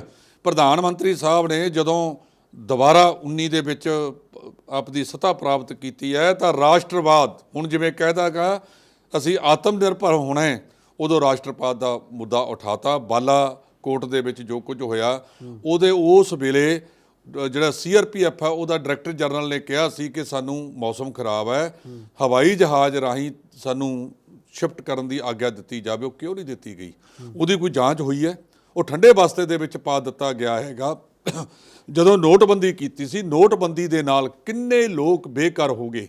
ਹੁਣ ਵੀ ਤੁਸੀਂ ਦੇਖੋ ਇਸ ਅਰਸੇ ਦੇ ਵਿੱਚ, ਇਸ ਤੋਂ ਬਾਅਦ ਜਦੋਂ ਅੰਕੜੇ ਲਾਉਣਗੇ ਤਾਂ ਲੱਖਾਂ ਦੇ ਵਿੱਚ ਲੋਕਾਂ ਨੇ ਬੇਰੁਜ਼ਗਾਰ ਹੋਣਾਗਾ। ਉਹਨਾਂ ਨੂੰ ਆਤਮ ਨਿਰਭਰ ਵਾਸਤੇ ਤੁਸੀਂ ਕੀ ਕੀਤਾ? ਤੁਸੀਂ ਉਹੀ ਗੱਲ ਆਪਾਂ ਜਿਵੇਂ ਆਪਾਂ ਕੱਲ ਕਹਿ ਚੁੱਕੇ ਕਿ ਆਤਮ ਨਿਰਭਰ ਨਹੀਂ, ਆਤਮ ਹੱਤਿਆ ਲਈ ਮਜਬੂਰ ਕੀਤਾ ਜਾ ਰਿਹਾ ਉਹਨਾਂ ਨੂੰ। ਬਿਲਕੁਲ ਉਸ ਪਾਸੇ ਵੱਲ ਨੂੰ ਅਸੀਂ ਜਾ ਰਹੇ ਹਾਂ। ਇਹ ਠੀਕ ਨਹੀਂ ਹੈਗਾ। ਲਗਾਤਾਰ ਜਿਵੇਂ ਆਪਾਂ ਪਹਿਲਾਂ ਠੇਕਿਆਂ ਦੇ ਉੱਤੇ ਗੱਲ ਕੀਤੀ ਹੈ, ਇੱਕ ਕਾਲਰ ਨੇ ਆਪਣੇ ਨੇ ਕਿਹਾ ਸੀ ਕਿ ਸਾਨੂੰ ਘਰਾਂ ਦੇ ਵਿੱਚ ਕੱਢਣ ਦੀ ਆਗਿਆ ਦੇ ਦਿੱਤੀ ਜਾਵੇ। ਉਹਦੇ ਨਾਲ ਜਿਹੜਾ ਮਾੜੀ ਸ਼ਰਾਬ ਲੋਕ ਪੀਂਦੇ ਨੇ ਉਹ ਆਪਾਂ ਉਹਦੇ ਹੱਕ 'ਚ ਨਹੀਂ ਹੈ ਕਿ ਲੋਕ ਸ਼ਰਾਬ ਪੀਣ, ਪਰ ਜਦੋਂ ਇਹ ਲੀਗਲਾਈਜ਼ ਹੋਇਆ ਵਾ ਤਾਂ ਉਹਨਾਂ ਨੂੰ ਲਾਇਸੈਂਸ ਦੇ ਦਿਓ, ਕੋਈ ਫੀਸ ਲੈ ਕੇ ਵੀ ਤੂੰ ਆਪਦੇ ਘਰਾਂ ਦੇ ਵਿੱਚ ਕੱਢ ਲੈ। ਹੋ ਸਕਦਾ ਉਹਦੇ ਨਾਲ ਮਾਲਗਾ ਵੀ ਵੱਧ ਜੇ ਤੇ ਲੋਕ ਇੱਕ ਚੰਗੀ। ਢਿੱਲੋਂ ਸਾਹਿਬ ਇਸ ਤੋਂ ਬਾਅਦ ਫਿਰ ਸਵਾਲ ਭੁੱਕੀ ਫੀਮ ਦਾ ਉੱਠ ਜਾਣਾ ਨਾ, ਫਿਰ ਉਹਨਾਂ ਨੇ ਕਹਿਣਾ ਕਿ ਫੀਮ ਦੇ ਵਿੱਚ ਦੇਖੋ ਸੁਖਵਿੰਦਰ, ਜੇ ਤੁਸੀਂ ਮੇਰੀ ਨਿੱਜੀ ਰਾਏ ਲਓ ਤਾਂ ਮੈਂ ਭੁੱਕੀ ਫੀਮ ਦੇ ਠੇਕਿਆਂ ਦੇ ਹੱਕ ਵਿੱਚ ਆ। ਮੈਂ ਡਾਕਟਰ ਗਾਂਧੀ ਦੀ ਇਸ ਗੱਲ ਤੇ ਸਪੋਰਟ ਕਰਦਾ। ਅਸੀਂ ਨਸ਼ੇ ਦੇ ਤੌਰ ਤੇ ਨਹੀਂ, ਪਰ ਜੇ ਵਿਅਕਤੀਗਤ ਰਾਏ ਲਈ ਜਾਵੇ, ਜਿਹੜੇ ਸਿੰਥੈਟਿਕ ਨਸ਼ੇ ਸਾਨੂੰ ਬੇਕਾਰ ਕਰ ਰਹੇ ਨੇ, ਅਫੀਮ ਖਾਣ ਵਾਲੇ ਪਹਿਲਾਂ ਇੱਥੇ ਜਦੋਂ ਸਾਂਝੇ ਕੰਮ ਹੁੰਦੇ ਸੀ ਉਦੋਂ ਫੀਮ ਬਾਟੀਆਂ ਦੇ ਵਿੱਚ ਕੌਲੀਆਂ 'ਚ ਪਾ ਕੇ ਰੱਖੀ ਜਾਂਦੀ ਸੀ ਕਿ ਲੋਕ ਕੰਮ ਕਰਦੇ ਸੀ। ਅਫੀਮ ਭੁੱਕੀ ਦੇ ਨਾਲ ਕੋਈ ਬੰਦਾ ਉਹ ਨਹੀਂ ਕਰਦਾ, ਕੰਮ ਕਰਦੇ ਨੇ। ਅਸੀਂ ਨਸ਼ੇ ਕਿਸੇ ਵੀ ਹੈ, ਕੋਈ ਵੀ ਨਸ਼ਾ ਉਸ ਦੇ ਬਿਲਕੁਲ ਵਿਰੁੱਧ ਹੈ, ਪਰ ਜਦੋਂ ਇਹ ਹਟਦਾ ਨਹੀਂ, ਸਿੰਥੈਟਿਕ ਨਸ਼ੇ ਉਸ ਤੋਂ ਵੱਡੀ ਪੱਧਰ ਦੇ ਉੱਤੇ ਉਹ ਆ ਗਏ ਨੇ ਜਿਹੜੇ ਮਨੁੱਖੀ ਜਾਨਾਂ ਨੂੰ ਲੈ ਰਹੇ ਨੇ। ਇਸੇ ਕਰਕੇ ਸਾਡੀਆਂ ਜਿਹੜੀਆਂ ਉਮਰ ਹੱਦਾਂ ਨੇ ਉਹ ਘਟਦੀਆਂ ਜਾ ਰਹੀਆਂ ਨੇਗੀਆਂ। ਮਤਲਬ ਤਾਂ ਇਹਨੂੰ ਸਾਂਝੇ ਰੂਪ ਦੇ ਵਿੱਚ ਲੀਗਲਾਈਜ਼ ਕਰਕੇ ਕਾਨੂੰਨੀ ਦਾਇਰੇ ਦੇ ਵਿੱਚ ਲਿਆ ਕੇ ਵੀ ਕਿਹਨੂੰ ਕਿੰਨਾ ਦੇਣਾ ਹੈ। ਪਹਿਲੇ ਜ਼ਮਾਨਾ ਹੁੰਦਾ ਨਹੀਂ ਸੀ ਜਦੋਂ ਸਿਵਲ ਸਰਜਨ ਦਫ਼ਤਰ ਤੋਂ ਜਿਹੜਾ ਅਫੀਮ ਦੇ ਬਕਾਇਦਾ ਲਾਇਸੈਂਸ ਬਣਦੇ ਸੀ, ਲਾਇਸੈਂਸ ਬਣ ਕੇ ਉਹਨਾਂ ਨੂੰ ਕੋਟਾ ਵੱਜਦਾ ਸੀ। ਉਹ ਕੋਟੇ ਦੇ ਮੁਤਾਬਕ ਸਰਕਾਰੀ ਥਾਂ ਤੋਂ ਜਿਹੜੀ ਅਫੀਮ ਲੋਕਾਂ ਨੂੰ ਦਿੱਤੀ ਜਾਂਦੀ ਸੀ। ਬਹੁਤ ਸਾਰੀਆਂ ਆਯੁਰਵੈਦਿਕ ਦਵਾਈਆਂ ਦੇ ਵਿੱਚ ਅੱਜ ਵੀ ਅਫੀਮ ਦਾ ਸੇਵਨ ਹੋ ਰਿਹਾ ਹੈ। ਆਪਾਂ ਉਸ ਰੂਪ ਦੇ ਵਿੱਚ ਵੀ ਤਾਂ ਲੈ ਰਹੇ ਹਾਂ। ਜਿਨ੍ਹਾਂ ਰਾਜਾਂ ਦੇ ਵਿੱਚ ਅਫੀਮ ਦੀ ਖੇਤੀ ਹੁੰਦੀ ਹੈ ਉਹਨਾਂ ਰਾਜਾਂ ਦੇ ਵਿੱਚ ਸਰਕਾਰੀ ਤੌਰ ਤੇ ਹੀ ਉਸ ਨੂੰ ਖਰੀਦਿਆ ਜਾਂਦਾ ਹੈਗਾ। ਇਹਦੇ ਤੇ ਰਿਜਿਡ ਨਹੀਂ ਹੋਣਾ ਚਾਹੀਦਾ, ਲਚਕੀਲਾਪਨ ਦਿਖਾ ਕੇ ਇਹਦੇ ਪਲੱਸ ਮਾਈਨਸ ਕੀ ਨੁਕਸਾਨ ਹੋ ਸਕਦੇ ਨੇ, ਕੀ ਫਾਇਦੇ ਹੋ ਸਕਦੇ ਨੇ, ਉਹਨਾਂ ਤੇ ਗੱਲ ਕਰਨੀ ਚਾਹੀਦੀ ਹੈ। ਨਾਲ ਖਜ਼ਾਨੇ ਦਾ ਵੀ ਖਿਆਲ ਰੱਖ ਲੈਣਾ ਚਾਹੀਦਾ ਨਾ, ਜੇ ਸ਼ਰਾਬ ਦੇ ਨਾਲ ਢਿੱਲੋਂ ਸਾਹਿਬ ਖਜ਼ਾਨਾ ਭਰਦਾ ਹੈ ਤੇ ਇਹਦੇ ਨਾਲ ਵੀ ਭਰ ਸਕਦਾ ਹੈ। ਕਿਸਾਨਾਂ ਦੀ ਵੀ ਜਿਹੜੀ ਆਰਥਿਕ ਤੌਰ ਤੇ ਜਿਹੜੀ ਮਦਦ ਹੋ ਸਕਦੀ ਹੈ। ਜੇ ਇੱਥੇ ਅਫੀਮ ਦੀ ਖੇਤੀ ਤੁਸੀਂ ਅਲਾਉ ਕਰੋਗੇ ਤਾਂ ਬਿਜਲੀ ਦਾ ਕਿਸਾਨਾਂ ਨਹੀਂ ਹੈ ਨਾ, ਬਿਲਕੁਲ ਉਹ ਕਿਸਾਨ ਇਹਨੂੰ ਬੀਜ ਲੈਣਗੇ, ਪਰ ਇਹਦਾ ਕੋਈ ਦਾਇਰਾ ਬਣਾਉਣਾ ਪਵੇਗਾ। ਇਹ ਕੋਈ ਕਾਨੂੰਨ ਹੈ, ਇਹ ਤਾਂ ਮੌਜੂਦਾ ਜਿਹੜੀ ਠੇਕਿਆਂ ਦੀ ਗੱਲ ਤਾਂ ਇਹੀ ਹੈ ਨਾ ਕਿ ਇਹਦੇ ਤੇ ਵੀ ਮਾਫੀਆ ਬਣ ਜਾਣਾ ਫਿਰ ਅੱਗੇ ਜਾ ਕੇ। ਮਾਫੀਆ ਨੇ ਉਸ ਤੋਂ ਪਹਿਲਾਂ ਬਣ ਜਾਣਾ। ਤੁਸੀਂ ਕਿਸੇ ਥਾਂ ਦੇ ਉੱਤੇ ਕਹਿ ਦਿਓ ਵੀ ਆਹ ਸੜਕ ਜਿਹੜੀ ਆ ਨਵੀਂ ਬਾਈਪਾਸ ਦੇ ਰੂਪ ਦੇ ਵਿੱਚ ਲੰਘ ਰਹੀ ਹੈ, ਇਹ ਜਿਹੜਾ ਭੌਂ ਮਾਫੀਆ ਹੈਗਾ ਉਹਨਾਂ ਨੇ ਪਹਿਲਾਂ ਹੀ ਜਾ ਕੇ ਉੱਥੇ ਜ਼ਮੀਨਾਂ ਖਰੀਦ ਲੈਣੀਆਂ ਨੇ, ਕੌਡੀਆਂ ਦੇ ਭਾਅ ਜ਼ਮੀਨਾਂ ਖਰੀਦ ਕੇ, ਜਿਹਦੇ ਵਿੱਚ ਇਹ ਰਾਜਸੀ ਲੋਕ ਸ਼ਾਮਲ ਨੇ, ਅਫਸਰਸ਼ਾਹੀ ਸ਼ਾਮਲ ਹੈ, ਸਾਰੇ ਰਲ ਕੇ ਤੇ ਤੇਰੇ ਮੇਰੇ ਵਰਗੇ ਨੂੰ ਇਹਨਾਂ ਨੇ ਫਿਰ ਮੋਟਿਆਂ ਭਾਅ ਐਲਾਨ ਕੇ ਉਹਨਾਂ ਦੇ ਉੱਤੇ ਜਿਹੜਾ ਹੈਗਾ ਉਹ ਵੇਚਣਗੇ। ਇਹ ਚੰਗੀ ਗੱਲ ਨਹੀਂ ਹੈਗੀ। ਅਸੀਂ ਗੱਲ ਇਹ ਕਹਿੰਦੇ ਆ ਕਿ ਜੇ ਇੱਕ ਜਿਹੜੇ ਨਜਾਇਜ਼ ਠੇਕੇ ਚੱਲਦੇ ਨੇ, ਉਹਨਾਂ ਨਜਾਇਜ਼ ਠੇਕਿਆਂ ਨੂੰ ਕਾਬੂ ਕਰਨ ਵਾਸਤੇ ਕਿਹੜਾ ਕਦਮ ਚੱਕਿਆ ਸੀ? ਪਹਿਲਾਂ ਦੂਜੀ ਸਰਕਾਰ ਤੇ ਇਲਜ਼ਾਮ ਲੱਗਦਾ ਸੀ ਕਿ ਉਹਨਾਂ ਦੇ ਬੰਦੇ ਮਿਲ ਕੇ ਵੇਚ ਰਹੇ ਨੇ, ਹੁਣ ਮੌਜੂਦਾ ਸਰਕਾਰ ਵਾਲੇ ਵੇਚ ਰਹੇ ਨੇ। ਜਿਹੜੀ ਮਾਈਨਿੰਗ ਹੈ ਉਸ ਦੇ ਉੱਤੇ ਬੰਦ ਹੋਇਆ। ਜਿਹੜੀ ਇਹ ਕਾਲਾ ਬਾਜ਼ਾਰੀ ਆ ਰੇਤੇ ਬਜਰੀ ਦੀ, ਉਹ ਜਿਉਂ ਦੀ ਤਿਉਂ ਹੈ, ਸ਼ਰਾਬ ਦੀ ਜਿਉਂ ਦੀ ਤਿਉਂ ਹੈ।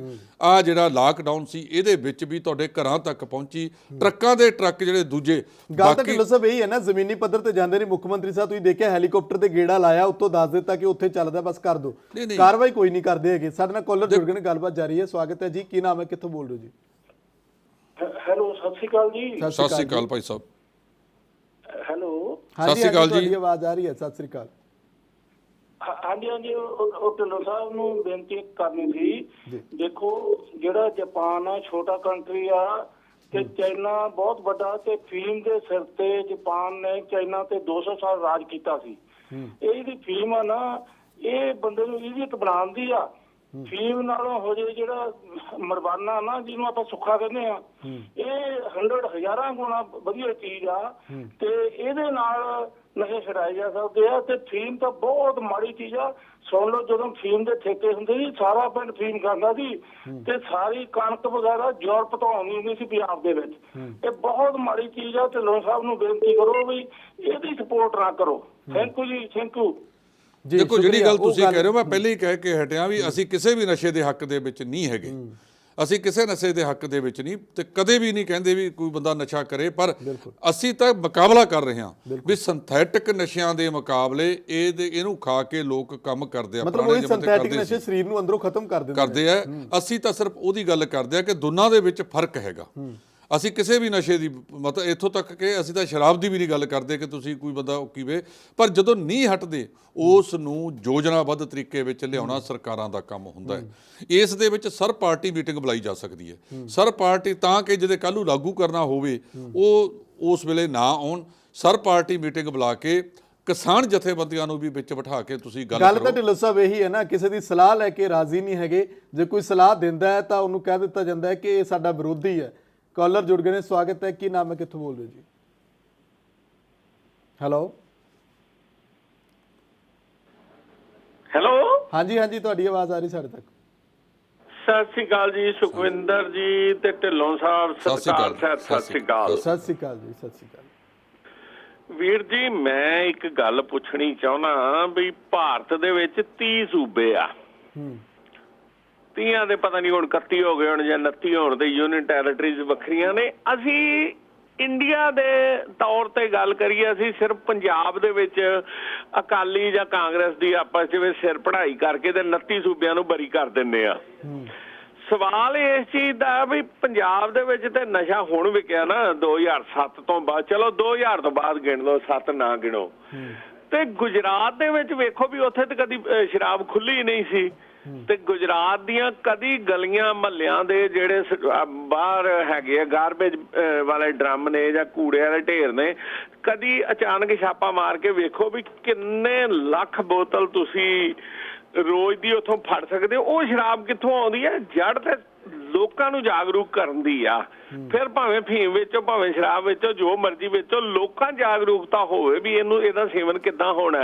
ਹੁਣ ਗੁਜਰਾਤ ਮਾਡਲ ਵਿਖਾ ਕੇ ਤੇ ਅਸੀਂ 2 ਵਾਰਾਂ ਸਰਕਾਰ ਬਣਾ ਲਈ, ਤੇ ਗੁਜਰਾਤ ਦਾ ਉਹ ਜਿਹੜਾ MLA ਸੀ, ਜਿਹੜਾ ਮੰਤਰੀ ਬਣ ਗਿਆ ਸੀ, ਉਹਦੀ ਹਾਈ ਕੋਰਟ ਨੇ ਉਹਨੂੰ ਕਾਂਗਰਸ ਵਾਲੇ ਨੂੰ ਕਹਿਤਾ ਵੀ ਤੂੰ ਜਿੱਤਦਾ 100 ਕਿੰਨੀਆਂ ਵੋਟਾਂ ਤੇ ਇਹ ਭਾਜਪਾ ਚੁੱਕ ਕੇ ਉਹਨੂੰ ਸੁਪਰੀਮ ਕੋਰਟ 'ਚ ਲੈ ਗਈ। ਇਹਦਾ ਮਤਲਬ ਨਿਆਂ ਤੇ ਅਸੀਂ ਆਪ ਨਹੀਂ ਨਾ ਦੇਣਾ ਚਾਹੁੰਦੇ ਕਿਸੇ ਨੂੰ, ਹੈ ਨਾ। ਸੋ ਇਹ ਜਿੰਨਾ ਚਿਰ ਲੋਕ ਜਾਗਰੂਕ ਨਹੀਂ ਹੋਣਗੇ, ਪੜ੍ਹ ਲਿਖ ਕੇ ਅਨਪੜ੍ਹ ਦੀ ਧੌਣ ਨੂੰ ਪਾਣੀ ਲੱਗਦਾ ਹੀ ਰਹੇਗਾ। ਇਸ ਕਰਕੇ ਲੋਕਾਂ ਨੂੰ ਜਾਗਰੂਕ ਕਰਨ ਦੀ ਲੋੜ ਆ, ਬਜਾਏ ਇਸ ਗੱਲ ਦੇ ਕਿ ਇੱਕ ਦੂਜੇ ਨੂੰ ਇਹ ਕਹੀਏ। ਇਸ ਤੇ ਆਪਾਂ ਪਹਿਲਾਂ ਕਿਹੜੇ ਸ਼ੁਰੂਆਤ ਦੇ ਵਿੱਚ ਮੈਂ ਕਿਹਾ ਸੀ ਕਿ ਜਿਹੜੀ ਨਿਆਂ ਪ੍ਰਣਾਲੀ ਹੈ, ਜਦੋਂ ਨਿਆਂ ਪ੍ਰਣਾਲੀ ਦੇ ਉੱਤੇ ਵੀ ਮੈਂ ਨਾਂ ਨਹੀਂ ਲਿਆ ਸੀ ਕਿ ਹਾਈ ਕੋਰਟ ਨੇ ਗੁਜਰਾਤ ਦੀ ਨੇ ਉਹ ਸਟੇ ਕੀਤਾ, ਉਹਨੂੰ ਬੰਦ ਕੀਤਾ, ਉਹਦੀ ਚੋਣ ਰੱਦ ਕੀਤੀ। ਉਹਦੇ ਅਗੇਂਸਟ ਇਹ ਭੱਦਰ ਪੁਰਸ਼ ਸੁਪਰੀਮ ਕੋਰਟ 'ਚ ਚਲੇ ਗਏ। ਸੁਪਰੀਮ ਕੋਰਟ ਨੇ ਇਸ ਭਾਜਪਾ ਦੇ MLA ਨੂੰ ਸਟੇ ਕਰਤਾ।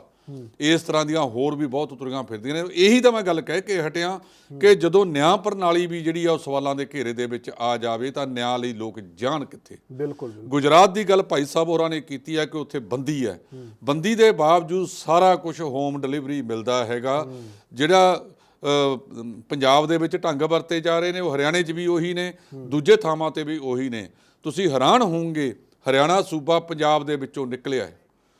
ਇਸ ਸੂਬੇ ਬਾਰੇ ਜਦੋਂ ਮੰਤਰੀਆਂ ਤੇ ਮੁੱਖ ਸਕੱਤਰ ਦਾ ਰਿੜਕਾ ਪਿਆ ਹੈਗਾ, ਉਸ ਵੇਲੇ ਸੁਖਵਿੰਦਰ ਉਹਨਾਂ ਨੇ ਕਿਹਾ ਸੀ ਕਿ ਆਪਾਂ ਨੂੰ ਹਰਿਆਣਾ ਦੀ ਜਿਹੜੀ ਨੀਤੀ ਆ ਉਹ ਅਪਣਾ ਲੈਣੀ ਚਾਹੀਦੀ ਹੈ। ਇੱਕ ਹੋਰ ਮਹੱਤਵਪੂਰਨ ਖਬਰ ਜਿਹੜੀ ਤੁਸੀਂ ਕਿਹਾ ਸੀ, ਜਾਂਦੇ ਹੋ ਜ਼ਰੂਰ ਦੱਸ ਦਿਓ, ਤੁਸੀਂ 2 ਟੁਕ ਦੱਸ ਦਿਓ। ਹਾਂ, ਪਾਠੀਆਂ ਵਾਲੀ ਜਿਹੜੀ ਤੁਸੀਂ ਗੱਲ ਕਹੀ ਸੀ, ਕਿਉਂਕਿ ਤਾਲਾਬੰਦੀ ਦੇ ਵਿੱਚ ਜੇ ਕਿਤੇ 2400 ਪਾਠ ਹੁੰਦਾ ਸੀ, ਉਹ ਘਟ ਕੇ 300 ਜਾਂ 400 ਰਹਿ ਗਿਆ। ਜਦੋਂ 2400 ਅਖੰਡ ਪਾਠ ਪ੍ਰਭਾਵਿਤ ਹੁੰਦੇ ਨੇ, ਜੇ ਆਪਾਂ ਇੱਕ ਦੇ ਪਿੱਛੇ ਜੇ 5 ਬੰਦੇ ਵੀ ਲਾਈਏ ਤਾਂ ਤੁਸੀਂ ਲਾ ਲਓ ਸਾਹਿਬ ਕੇ ਅੰਕੜਾ ਕਿੱਥੇ ਤੱਕ, ਕਿੰਨੇ ਕਾਫੀ ਹੱਦ ਤੱਕ ਜਾਂਦਾ ਜੀ। ਤੁਸੀਂ ਕਿਉਂਕਿ ਸੰਗਤ ਉੱਥੇ ਜਾ ਹੀ ਨਹੀਂ ਸਕੀ, ਜਿਹਦੇ ਕਰਕੇ ਪਾਠ ਨਹੀਂ ਹੋ ਗਏ। ਪਾਠੀ ਸਿੰਘ ਵੀ ਇਹੀ ਕਹਿੰਦੇ ਨੇ, ਇਹਨਾਂ ਦੇ ਮੈਨੇਜਰ ਸਾਹਿਬ ਨੇ ਜਿਹੜੇ, ਉਹਨਾਂ ਨੇ ਕਿਹਾ ਕਿ ਅਸੀਂ ਦੁਬਾਰਾ ਤੋਂ ਵਿਉਂਤਬੰਦੀ ਕਰ ਰਹੇ ਹਾਂ।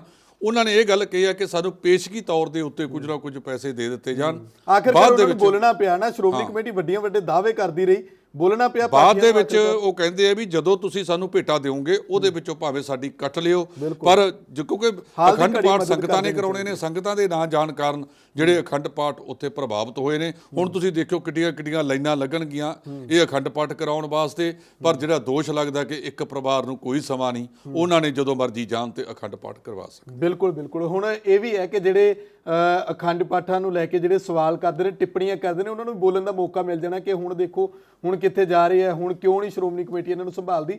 ਸੰਭਾਲਣਾ ਚਾਹੀਦਾ, ਕਿਸੇ ਦੇ ਬੋਲਣ ਤੋਂ ਪਹਿਲਾਂ ਹੀ ਸ਼੍ਰੋਮਣੀ ਕਮੇਟੀ ਅਜਿਹੇ ਮਾਮਲਿਆਂ ਨੂੰ ਵਿਚਾਰ ਲੈ। ਗ੍ਰੰਥੀਆਂ ਦਾ ਮਸਲਾ, ਜਿਹੜੇ ਬਾਕੀ ਗੁਰਦੁਆਰਿਆਂ ਦੇ ਵਿੱਚ ਲੋਕਲ ਗੁਰਦੁਆਰੇ ਨੇ ਉੱਥੋਂ ਦੇ ਪਾਠੀਆਂ ਦਾ ਮਸਲਾ, ਸਾਰੇ ਜਿਹੜੇ ਨੇ ਆਰਥਿਕਤਾ ਨਾਲ ਜੂਝ ਰਹੇ ਨੇ। ਸੋ ਸਾਨੂੰ ਇਜਾਜ਼ਤ ਦਿਓ, ਧੰਨਵਾਦ।